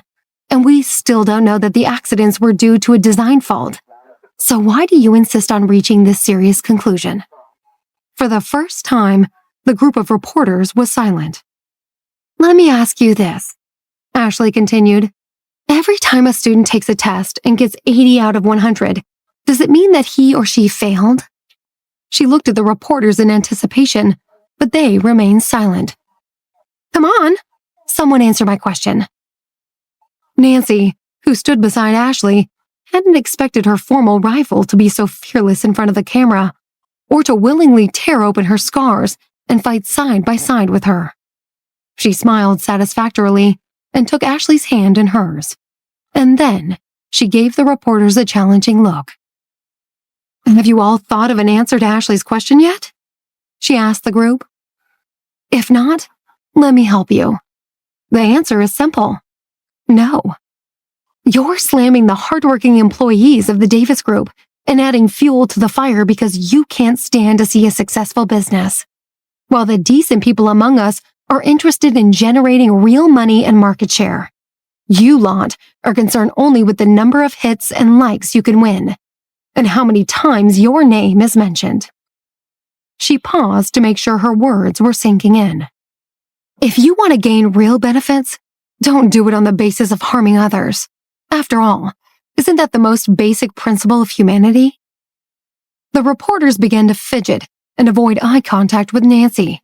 She had embarrassed them, and they no longer had anything to say.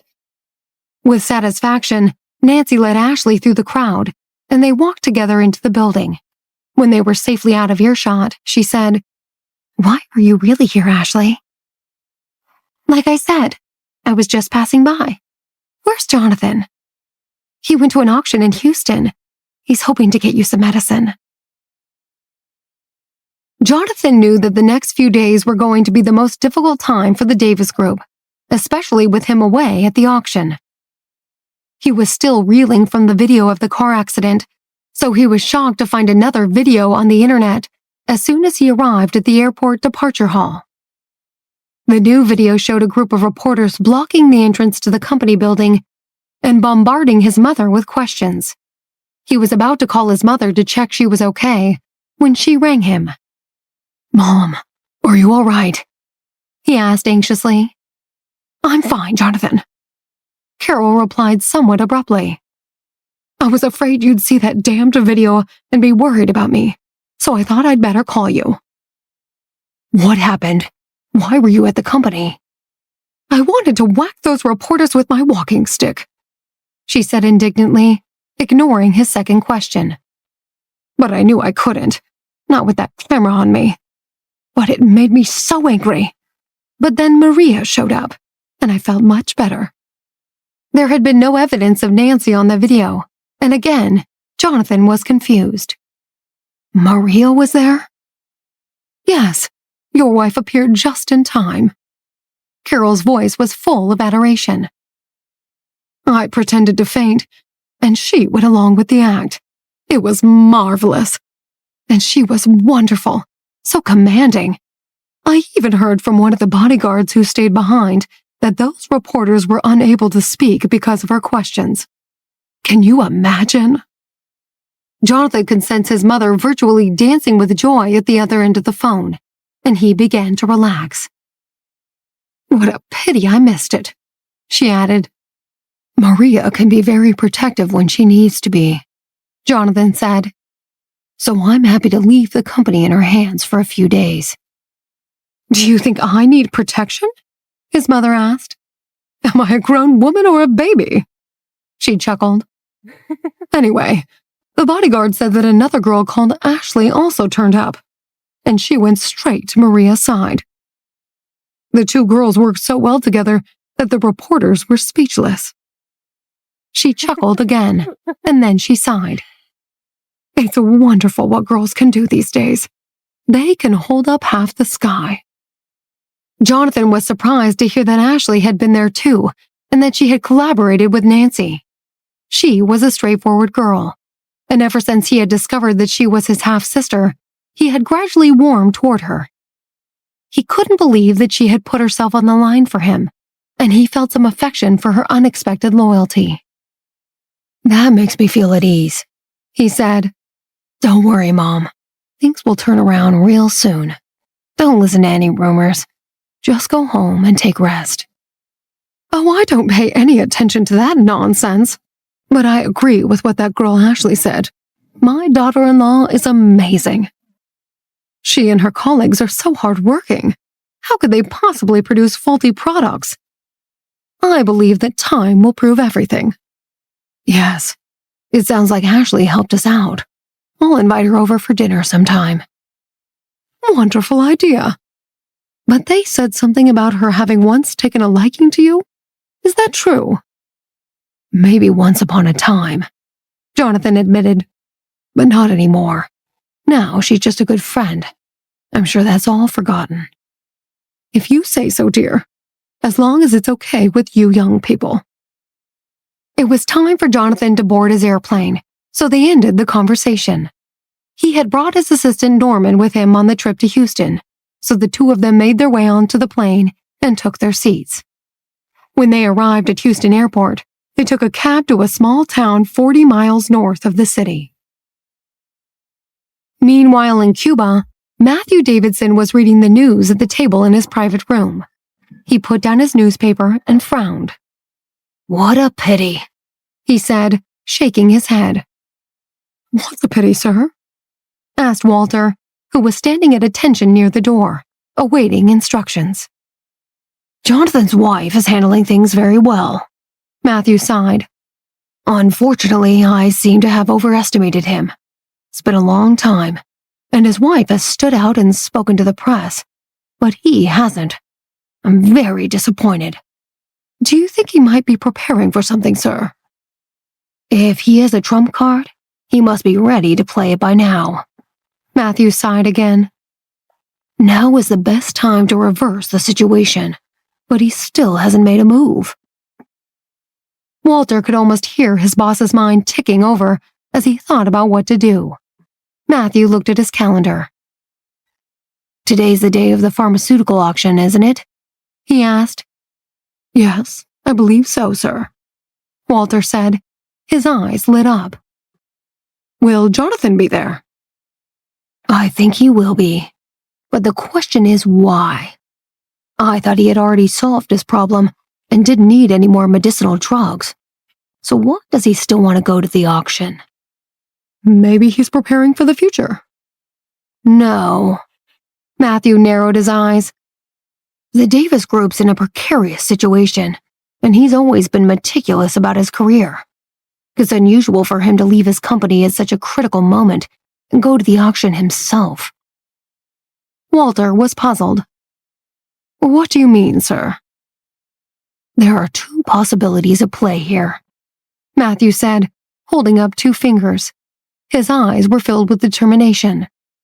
One, there's a chance that he might get sick again at any time. Or two, he's gone to the auction for someone else's benefit. I thought the chances of his sickness returning were pretty low, aren't they? Walter asked. I mean, I thought Kim's blood had completely cured him. Yes, so the first possibility can be eliminated. Matthew agreed. Which means he must have gone to the auction to get stuff for someone else. Everyone in the Davis family is fine now. They confirmed that. And young Steve is the next generation, so we could assume that he has no health issues and no need for any kind of medicine. Where are you going with this, sir? We're looking only at the people we know about within the family. Matthew explained. He took a slow sip of his coffee. What if there's someone else we don't know about, and that person happens to share Jonathan's blood? What if they also need medicine? Walter gasped. That's it, sir, he exclaimed. You've hit the nail on the head. To Matthew, there could be no other possible reason for Jonathan to leave the Davis group and take the trip to Houston himself. Go and investigate, he ordered Walter. I want to know who that person is, but do it secretly. Don't let anyone know. Yes, sir. Walter bowed and left the room. In the corridor, he came face to face with Alexander. He stopped abruptly. Oh, hello. Is my father here, Walter? Alexander asked. He's in his room. Alexander nodded and walked straight into his father's room. Dad, he said, by way of a greeting. Matthew nodded to his son and gestured for him to take a seat. Does the bet from before still count? The younger man asked, not bothering to beat around the bush. Well, of course, Matthew said, studying his son's face. Alexander had been hiding his ambition. 1 more week, and the day of the bet will be here. I'm looking forward to it. Alexander smiled and refilled his father's coffee cup.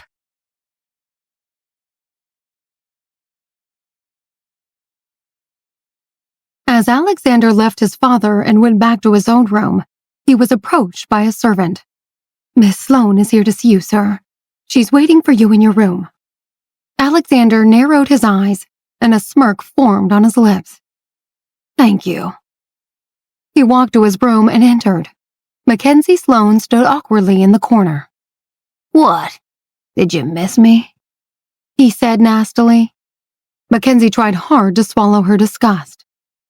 Sure, she lied. But I wanted to ask you when you were going to deal with Oliver. Oh, you did you?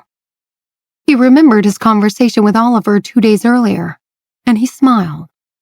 Well, whether or not I answer that question depends on how good your service is. He called in a maid. Find Miss Sloane a set of clothes just like yours. Mackenzie's heart leaped into her throat, and she felt the color drain from her cheeks. She felt as if she had been knocked sideways, and anger and shame rose up inside her. She took a deep breath and tried hard not to let her anger show. Then, she obediently followed the maid to the servants' quarters. The maid's uniform made her feel utterly ashamed. Never in her life had she experienced such humiliation. But because of the scandal, most of her brother's power had been taken away by their grandfather. The majority of the Sloane family's profits came from overseas, and her cousin, Xavier, had been put in charge of the overseas market. In addition, the Sloanes had forced Dan to undergo surgery that killed him. As a result, the fury of Oliver and the rest of the Williams family started to burn. She had no choice but to do what she had to do.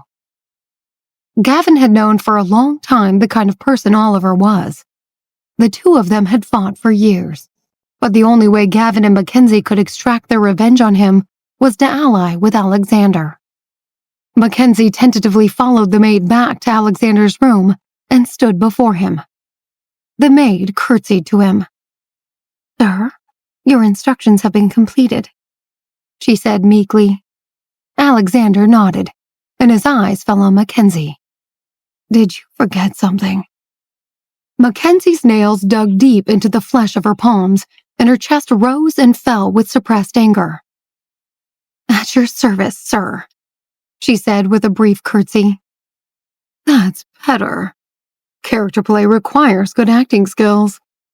Then, he turned to the maid and said, Teach her what to do. The maid nodded, and then she walked behind Alexander and started to massage his shoulders and neck. After a few minutes, she stopped and said to Mackenzie, It's your turn. Mackenzie gritted her teeth and took the maid's place. She began massaging Alexander's neck. Do it firmer, he said languidly, and a little higher. She did as she was told. Yes, that's it. Don't stop. Mackenzie had never performed a massage before, and her fingers soon began to feel sore. That's enough, Alexander said when he was feeling suitably relaxed. He sat back in his chair and put his feet on the coffee table. Then he signaled to the maid, and she disappeared for a moment. When she returned, she handed Mackenzie a bucket of soapy water and a toothbrush. Mackenzie's heart sank. She wanted to escape. She forced herself to remember her goal and what she wanted to do to Oliver. She knew she had to endure what was coming next. Clean the floor, Alexander ordered her. Every inch of it. She opened her mouth to object, and Alexander cocked his head in anticipation of what she was going to say. He leaned further back in his chair and put his hands behind his head. He was clearly enjoying himself. Don't you want to do what I told you to do? He asked malevolently. If that's the case, you can leave. Mackenzie's face lit up with delight, and she began to head for the door. But before she reached it, Alexander's booming voice filled the room. But if you do leave, I'll be compelled to make an alliance with the Williams family, and your wish will never come true. Her face turned pale, and she felt faint at the thought of what he might do to jeopardize her chances of revenge against Oliver. Resignedly, she turned away from the door. Good, Alexander said with satisfaction. Now, get on with your job. Mackenzie slumped onto her knees and dipped the toothbrush into the bucket of water. She sighed as she slowly began scrubbing the wooden floor, one tidy section at a time. Tears pricked the corner of her eyes and began to trickle down her cheeks. The humiliation penetrated deep into her soul and engulfed her entire body. He watched her as she worked, moving around the room at a snail's pace until her knees were raw and her back felt like it would break. Eventually, she finished and stood up. The pain in her back was so intense that she felt sick, and she ran clumsily to the bathroom and vomited into the toilet bowl. Alexander sneered. His eyes were full of venom. When Mackenzie returned to the room, he picked up the remote control and turned on the TV. The screen came to life, and she was horrified to see that he had recorded the entire scene. She felt sick again as she watched herself scrubbing the floor with a toothbrush. You son of a bitch, she hissed at him. How could you do this to me? You delete that right now. Alexander laughed. I didn't do anything to you. Did I force you to clean the floor? Look at the video. You did it all by yourself. Why did you do that? Her eyes were red from crying. I've never let you down. You can ask me to do other things, but please, don't humiliate me like this ever again. Why not? He asked without a trace of remorse. You had a relationship with my enemy, so why shouldn't I humiliate you? I didn't, she said indignantly. Shut up, he said, glaring at her. No one will believe you if that's what you tell them. He paused, challenging her to say something else, but she didn't. Get out of here. And in the future, do whatever I say when I say it. Otherwise, that video will be streamed all over the internet. Mackenzie shot him a hateful look, and then she turned around and left. After she was gone, he opened up his social media account and saw that the entire internet had been busy attacking the Davis group. His mood settled a little, and he chuckled. So, Jonathan, I guess you won't be getting my family's money, he said aloud, his eyes filled with malice. And now, you're about to lose your own family's business. This time next week, you'll be nothing but a stray dog. And I'll be the heir to the Davidson family fortune. Back in the United States, Jonathan arrived at his destination. The little Texas town was idyllic, and he felt for a moment as if he was on vacation. The auction was due to start at 6 o'clock that evening. At 5:30, Jonathan and Norman went to the auction venue. which was in the shape of a pentagon, and marveled at its elaborate beams and paintings. The building consisted of 3 floors. The middle and top floors were reserved for private rooms, while the auction was being held on the bottom floor. Most of the guests had already arrived and were scattered around the room. Jonathan could feel the anticipation building.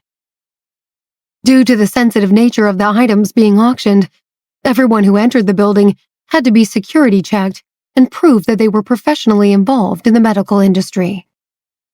As a repeat and highly valued customer, Jonathan had earned the right to a private room on the middle floor. He and Norman made their way up in the elevator, found their room, and entered. One end of the room consisted of an enormous floor-to-ceiling window, which overlooked the auction floor below. Through the window, Jonathan could see many more such glass walls encircling the inside of the pentagon. The window had been designed to ensure that the room's occupants had a perfect view of the activity below, but no one could see in, ensuring complete privacy. Jonathan and Norman settled into their seats and got ready for the auction to begin. Jonathan had come prepared. He knew exactly which items he was going to bid on. The auction began, and the first item was shown for everyone to see. It was a batch of weight loss injections that had recently been proven to be highly effective. A user could lose significant amount of weight after only a month's worth of weekly injections. It also had a positive side effect. It could reverse the effects of memory loss. But that wasn't what Jonathan had come for. He knew there was something even more valuable coming up, so he didn't participate in the bidding, but he enjoyed watching the enthusiastic competition going on below. There were more than 10 people involved, and in the end, the weight loss injections were won by a middle-aged man. The next item to be auctioned was a batch of serum that was proven to prolong a person's life by at least 10 years. The user had to take a daily injection for 8 weeks. The competition for the serum was intense, and Jonathan was determined to obtain it for his mother.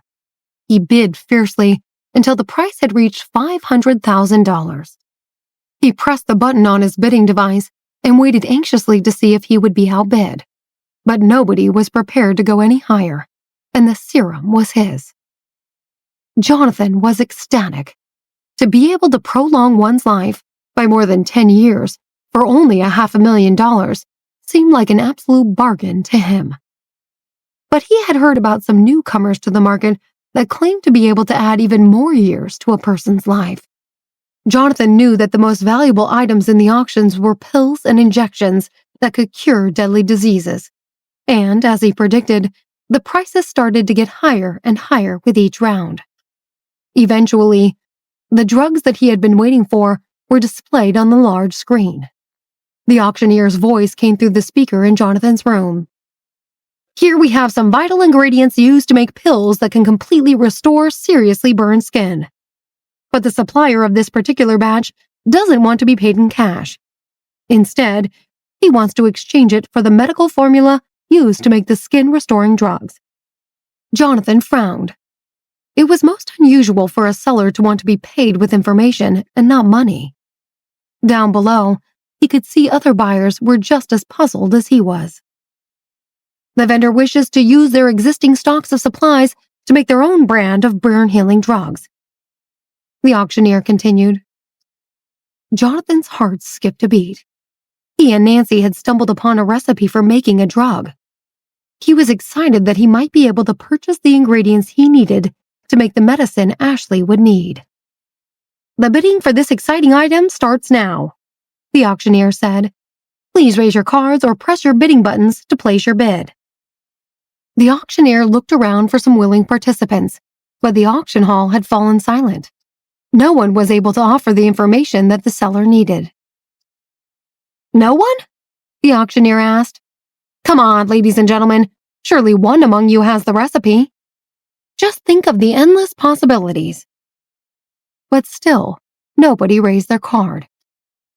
It looks like this one might be passed on. Last chance, ladies and gentlemen. He was about to bring down his gavel when a single bid came in from someone in one of the private rooms. He glanced up at the room and nodded. Thank you, sir. he said. "It looks like we have a last-minute bidder. Going once, going twice, gone to the gentleman upstairs. Please see me at the end of the auction to sign the contract and confirm the transaction details." Jonathan had been waiting for the right moment to place his bid. His heart had been pounding in his chest, and he laughed nervously when it was all over. Ashley desperately needed treatment. She didn't have much time left. And once Dr. Chang had received the necessary ingredients, he would still have to run several tests before being able to administer it to Ashley. He let out a sigh of relief and took a sip of coffee. "What do you think of this coffee?" he asked Norman. "It's not bad, not too bitter," Norman replied blandly. Jonathan chuckled. "You've been working for me for a long time now, but you still don't know how to appreciate good coffee." "All I know is that it's not poisonous," Norman said, taking a sip of his own coffee. Jonathan shook his head in mock despair. "So, how are things going with Sidney Coleman?" An awkward expression appeared on Norman's face, and he blushed. "I don't know what you mean," he said sheepishly. "Come on," Jonathan said, goading him. Norman's face flushed a deep shade of red. He remembered the day when he had been injured and Sidney had gone to visit him in hospital. His brothers had been guarding him so strictly that, until then, they hadn't allowed a single person in. But Sidney was different. They had turned a blind side and let her pass. Norman had been aware that there was someone by his bedside, but he had been slipping in and out of consciousness, so he had been unable to focus on her.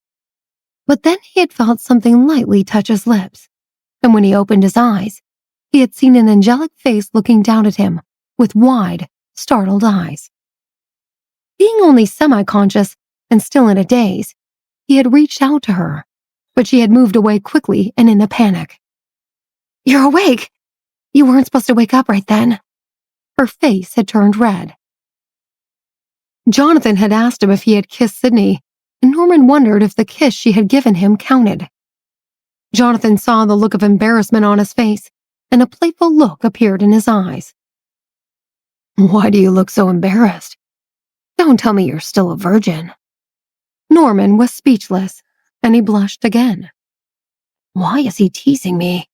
he thought. "He's behaving like a thom." Jonathan patted his shoulder. "Sorry, man. I won't laugh at you," he said sincerely. "I'll send you some videos instead." And he burst out laughing. Jonathan was in a good mood. He had completed his mission, and all he had left to do was to sign the contract and collect his purchases. Jonathan had bought all he wanted at the auction. He had no interest in any of the subsequent items, so he sat back and enjoyed watching the activity in the hall below. The most valuable medicines had been saved until last, and he marveled at the high prices that people were willing to pay. He looked at his watch. Time was ticking on, and when he returned home the following day, he would have to concentrate on fixing the company's immediate problems. Alexander's probably holding a celebration banquet right now, he thought bitterly. He had left Nancy to run the company by herself. She was under a lot of pressure, and he was eager to get back to relieve her. His heart softened at the thought of his wife, and he realized how much he was missing her. The last item was auctioned off, and the pharmaceutical auction drew to a close. Jonathan and Norman headed downstairs to sign the contract for the ingredients he had bid on. Afterward, they met with the event organizer, who invited them to meet with the seller in town the following day so that they could finalize the transaction. The next morning, Jonathan and Norman checked out of their hotel rooms and took a cab to the address that the auction organizer had given them. The car took them through town, and Jonathan looked out the window at the pretty streets. There was no business district, and most of the shops sold souvenirs and homewares. There were lots of interesting-looking cafes and coffee shops that bustled with customers. After a while, they arrived at a marina on the outskirts of town, and they boarded a boat. The boat chugged down the river. On the riverbanks on either side, people were cooking on small barbecues and enjoying picnics. Children played in a playground and swung on swings, shouting and laughing with each other.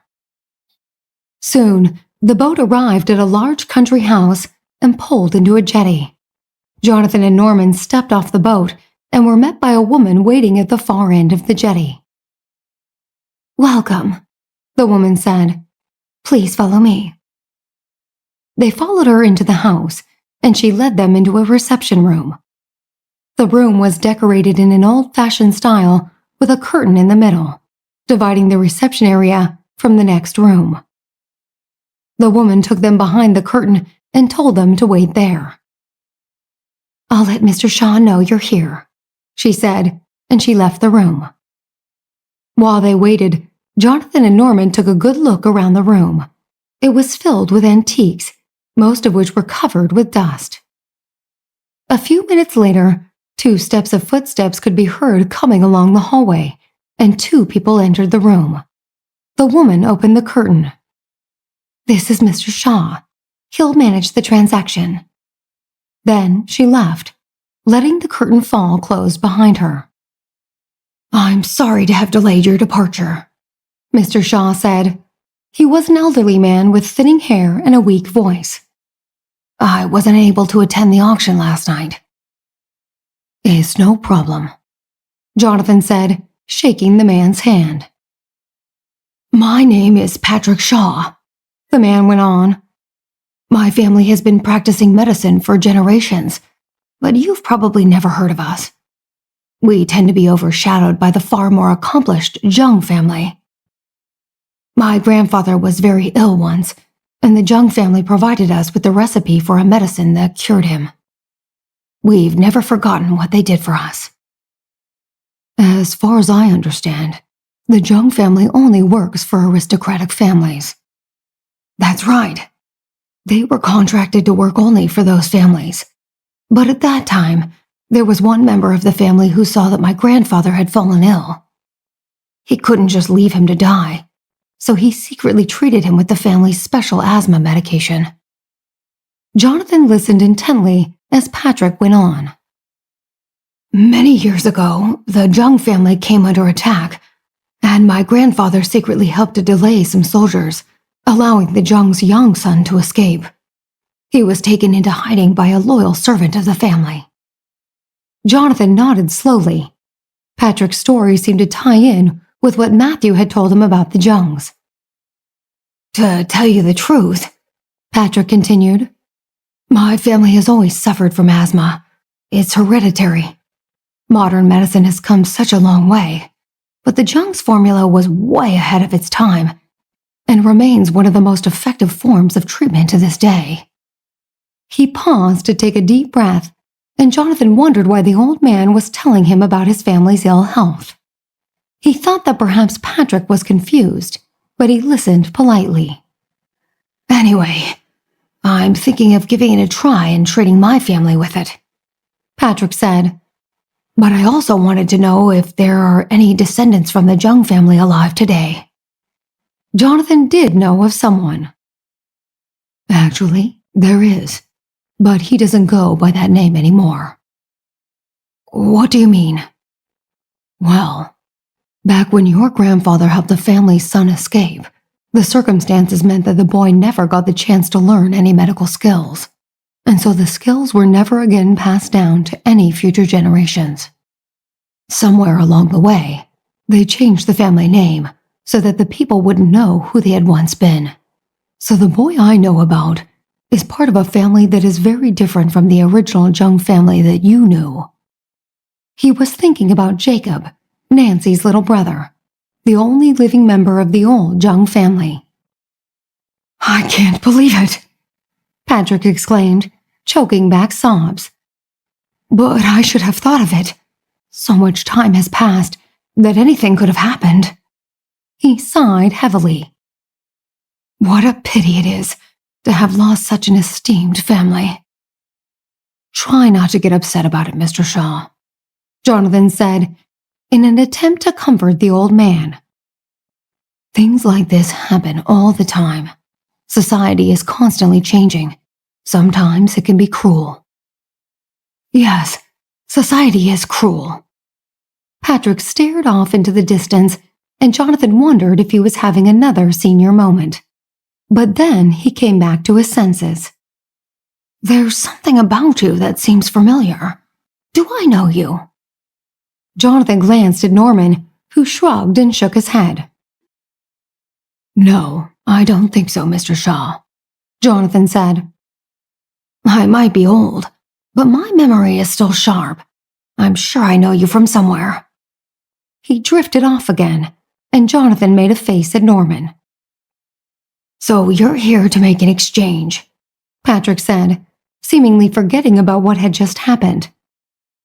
Some of my stock ingredients for your burn healing recipe. Shall we make the transaction? Jonathan was relieved that the old man was finally getting to the point of the meeting. Wait here while I go and get the stuff, Patrick said, and he got up and slowly walked out of the room. I wonder why he wants the burn healing recipe, Jonathan said to Norman when Patrick had left the room. He seemed to think he knows me somehow. A few puzzle pieces suddenly fit together in his mind. Do you think he wants the recipe so he can treat Oliver? Maybe he's heard about me from Oliver, and that's how he thinks he knows me.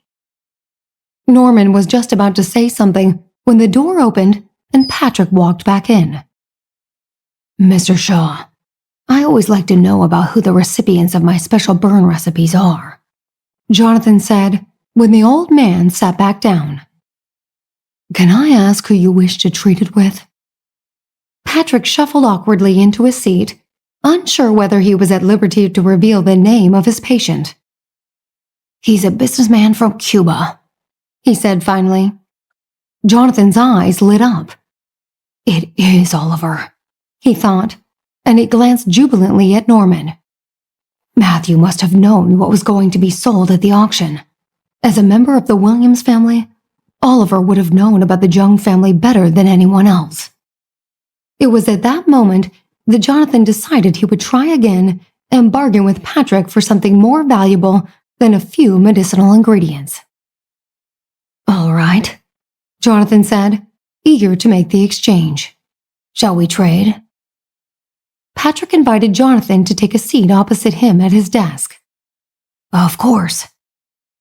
As both parties took their seats, Jonathan took out his recipe for the burn healing medication and placed it on the desk in front of him. Patrick reached out to take it, but Jonathan put his hand in the way. What is it? Patrick asked, somewhat confused. It was time for Jonathan to make his move and let the old man know who he was. He could tell how badly Patrick wanted to get his hands on the recipe, so he knew he was in a stronger bargaining position. I've changed my mind, Jonathan said.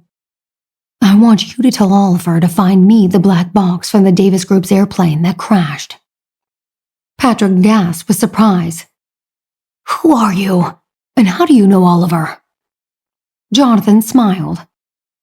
You don't need to worry about that. Patrick shrugged. He didn't really care about the relationship between Jonathan and Oliver. He was a medical man who was about to get his hands on the recipe he had been wanting for some time, and that was all that mattered. Jonathan wasn't worried that Patrick would back out of the deal. He knew that he wanted the recipe and would do anything to get it, including getting Oliver to hand over the black box. Once he had it, it would make settling the Davis Group's problems a whole lot easier. Patrick picked up his phone and dialed Oliver's number. Oliver was sitting in a small courtyard of Patrick's house, drinking coffee and reading a book when his phone rang. He wasn't expecting a call from Patrick, so he was surprised to hear from him. He listened carefully as the old man told him about Jonathan's request and the deal he wanted to make. Oliver's face turned dark, and he sat in silence for several long moments as he thought about his answer. Esther had requested the same thing from him, and he had refused, but this time he couldn't. All right, he said eventually. I'll give him what he wants." He ended the call and put the phone down next to his coffee cup. A young woman appeared in the courtyard and approached him. "Sir, my father said that you have to take a cold bath every day for the next few days," she said. "When he comes back, he'll be able to start treating you." "Thank you," Oliver said with a nod, but he didn't get up. He just stared into space. The young woman was Patrick's daughter. She was studying medicine, and her father had promised her that she could observe and help him in his treatment of Oliver's burns. He would be returning from Houston soon with the recipe for the burn healing treatment that Oliver needed, and her job was to get the patient ready. "Go on then," she said. "It takes a good half hour, so you need to go now." "Okay, I'm going." "Make sure you immerse your head fully in the water. You don't have to hold your breath for too long, just long enough for the water to completely cover your face for several seconds." Since the accident, Oliver hated taking baths. The water stung his tender skin, and drying with a towel was almost too painful to bear. "Thank you, miss," Oliver said, trying to hold his temper. "And please, stop calling me miss," the woman said. "Call me Taylor." She went back inside the house, and Oliver followed slowly behind. As he went, he made a phone call. "There's something I need you to do for me," he said to the person on the other end. "Get me the black box from the Davis Group aircraft that crashed, and do whatever it takes." He hung up and made his way toward the bathroom. He locked the door, turned the tap, and started to get undressed. He could still clearly remember how it felt when his skin had burned in the explosion. Even though some time had passed, he removed the final item of clothing, and then he took off his mask. He looked in the mirror and saw what was left of his face, looking back at him. Every time he saw it, it frightened him all over again. It was a lie to say that he didn't care about his appearance. He was a single man, and he believed he'd never be able to find a girlfriend while he looked the way he did. Most people were horrified when they saw his scars. That was why he wore a mask. He stared at the crisscrossing scars on the back of his hand as he tentatively stepped into the tub. Instantly, the cooling sensation spread throughout his entire body, making his skin tingle like pins and needles. He slowly sat down and let himself sink into the deep water until he was submerged from head to toe. He was reminded of a childhood incident, and the scene played out in his mind as he lay underneath the surface of the water. He was in middle school, and he and Dan had decided to go for a swim. They were splashing around in the ocean, and he had just come up for air when he saw Esther running along the beach toward them. Her eyes were wide and filled with fear, and large teardrops came tumbling down her face. She looked as if she had run all the way there, and somewhere along the way, she had lost one of her shoes. Her knees were covered in cuts and grazes. He and Dan had gotten out of the water to meet her, and when she got to them, she threw herself at them. Oliver caught her and held her tight. He still remembered it all so clearly. Her body was so small and soft, and she was trembling all over. She cried at the top of her lungs as if both he and Dan had drowned. At the time, he had thought that his relationship with Esther was nothing exceptional. Dan often teased her, and neither of them ever had much time for her. He wondered why she was so worried about them. She clung onto Oliver until her uncontrollable sobs began to settle, and she was able to catch her breath. "Esther, what's the matter?" he asked her once she had calmed down. "Why are you crying? We're not dead or anything." She raised her hand to cover his lips, making sure he couldn't utter those words again. He noticed that her soft palm was covered in mud. It was plain that she had fallen down on the way, probably more than once. I was terrified that something bad was going to happen to you," she said, still sobbing. When I saw you splashing around in the water, I thought you were in trouble." He held her at arm's length and looked firmly into her teary eyes. "You don't need to worry about me," he said firmly. And then he thought, "After all, I barely say 2 words to you." She nodded, but she still looked sad. "I do worry about you." The way she had said it, without any hesitation, caused his heart to skip a beat. Ever since the plane crash, he and Dan had been living with their uncle and aunt, and although they had treated him well and loved him, he had still felt abandoned. As a result, Oliver had never realized that anyone could care for him. He resolved there and then to be nicer to Esther and spend more quality time with her. As Oliver lay in his cold bath, he reflected on the fact that he had failed to live up to his own resolution. At first, he had gone out of his way to take better care of Esther. He had watched her grow up and made sure she had lots of friends. When she had gotten older, she had fallen in love with boys Oliver had never approved of, but none of her relationships had lasted long. Esther had always gotten bored after a while. But as time had gone on, Oliver's attention had lapsed, and eventually he had fallen back into his old ways. He felt the cold water wash over his scalp, bringing him back into the present, and he rushed up above the surface, splashing water over the bathroom floor and gasping for breath. Again, he thought about how Esther had been there for him that day on the beach, and a part of him hoped that she would be there waiting for him in the bathroom. He felt foolish when he realized how ridiculous that thought was. No other girl would ever cry for him again the way she had cried when she thought she had lost her whole world. He panted as he regained his breath and looked at the clock on the wall. "I wonder what Esther's doing right now," he thought. Esther had spent the day at a promotional event in Houston for some of her latest product releases. It had been a long day, and her feet were aching from standing around so much on heels. When the event came to an end, she decided to sit down for a rest before heading to her parents' place. She had just taken her phone out and was looking at her social media account when the tall figure of a man appeared in front of her. She looked up and saw Xavier looking down at her. "What are you doing here?" she asked in surprise. He didn't reply. Instead, he placed a pair of soft, flat shoes on the ground in front of her. Esther smiled at Xavier. "You're so considerate." He crouched down and gently removed her high heels. Then, he put her feet into the flat shoes. Her feet felt small and delicate in his hands. He massaged the red marks that the heels had left and frowned. "Why do you women insist on wearing such uncomfortable shoes all day?" he asked. He adjusted her feet in the flat shoes.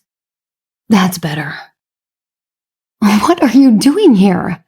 she asked him a second time. "I'm here on business. I just arrived, and I knew you'd be here, so I thought I'd come and see you before you left." Esther thought that seemed slightly odd. She knew he was lying. What a pathetic excuse, she thought with a secret smile. He doesn't have a business trip. He's just here to see me. When did he become so clingy? Xavier's actions warmed her heart, but she didn't let it show. "So, are you going to be busy later?" she asked. "Not really. I have to go home soon. My mom's making my favorite spicy pork tacos for dinner." He gazed deeply into her eyes, making her feel a little uncomfortable. She coughed to break the awkwardness. "My colleagues are all around us," she said, glancing at the people milling about. "Uh-huh, and?" "So don't stare at me like that." "Sorry." He broke his gaze. "Hey, I forgot to book a hotel, so I don't have anywhere to stay." Esther looked at him incredulously. Does he seriously expect me to believe this crap? She thought. Who travels from one end of the country to the other without booking accommodation? She knew exactly what he was angling for, and she shook her head in despair. Xavier, I haven't told my parents about us yet. He felt an unexpected pain in his heart, and his face fell.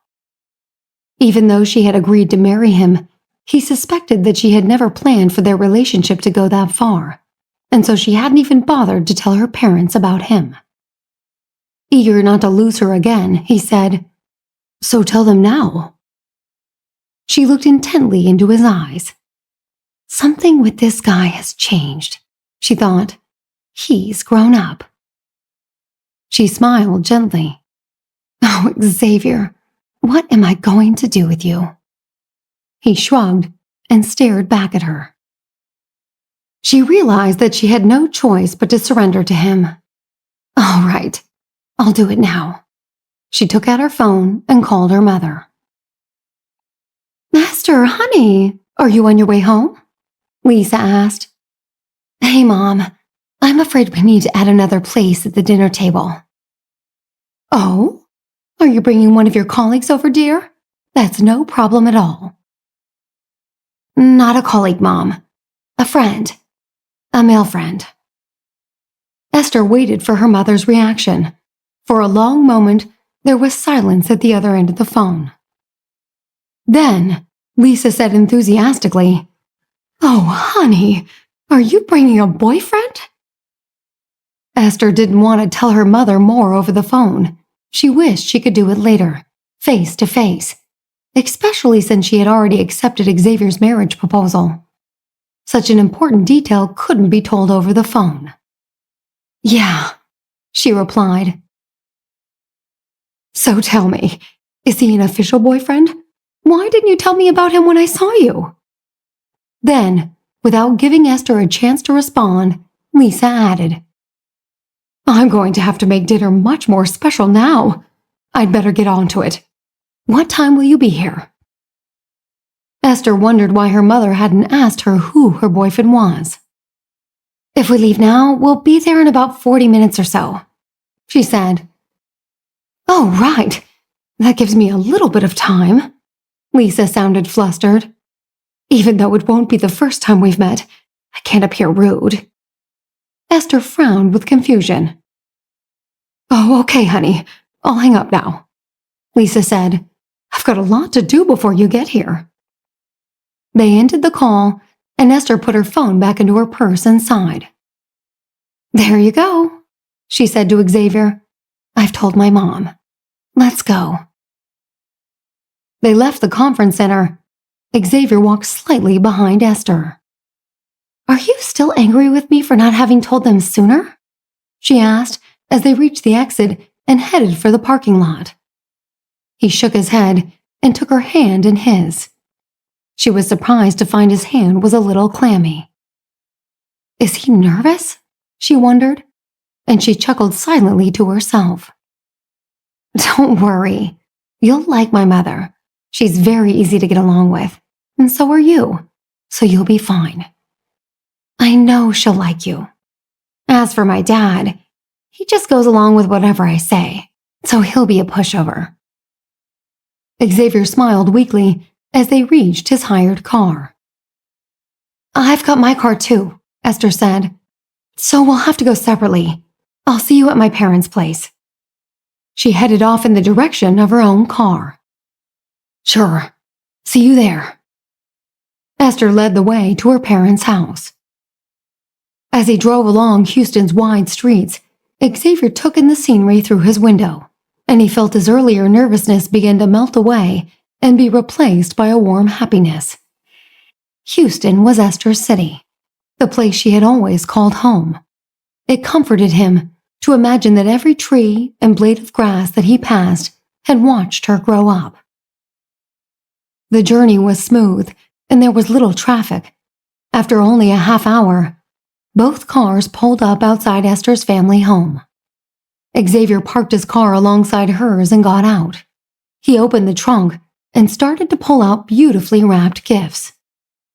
Esther hadn't expected him to have brought presents, and she looked at him in surprise. She began to feel unexpectedly nervous. Just then, the door to the house opened, and a maid stepped out, followed by Esther's mother. Lisa saw the unfamiliar car alongside her daughter and a young man with his head buried in the trunk. She looked around with a puzzled look on her face. She seemed to be looking for someone else. Esther greeted her mother with a big hug. "Hey, Mom." Lisa examined her daughter. "Honey, have you lost weight again? You're not allowed to lose weight. It's not good for the body." "I don't know. Have I?" Esther chuckled. "I didn't mean to.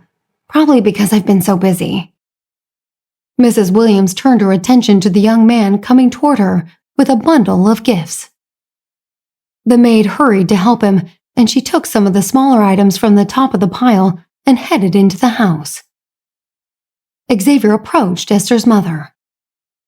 "Hello, Mrs. Williams." Lisa's face broke into a smile.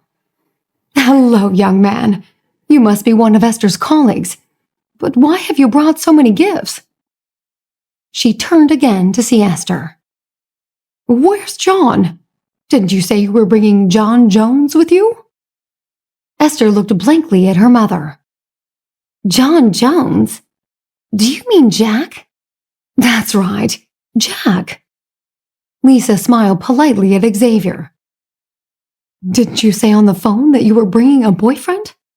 Was Jack not able to come after all?" Esther glanced awkwardly at Xavier and thought she could detect a thin layer of frost in his eyes. She looked back at her mother. "Mom, I did bring my boyfriend." She pointed to Xavier. "This is my boyfriend. Xavier."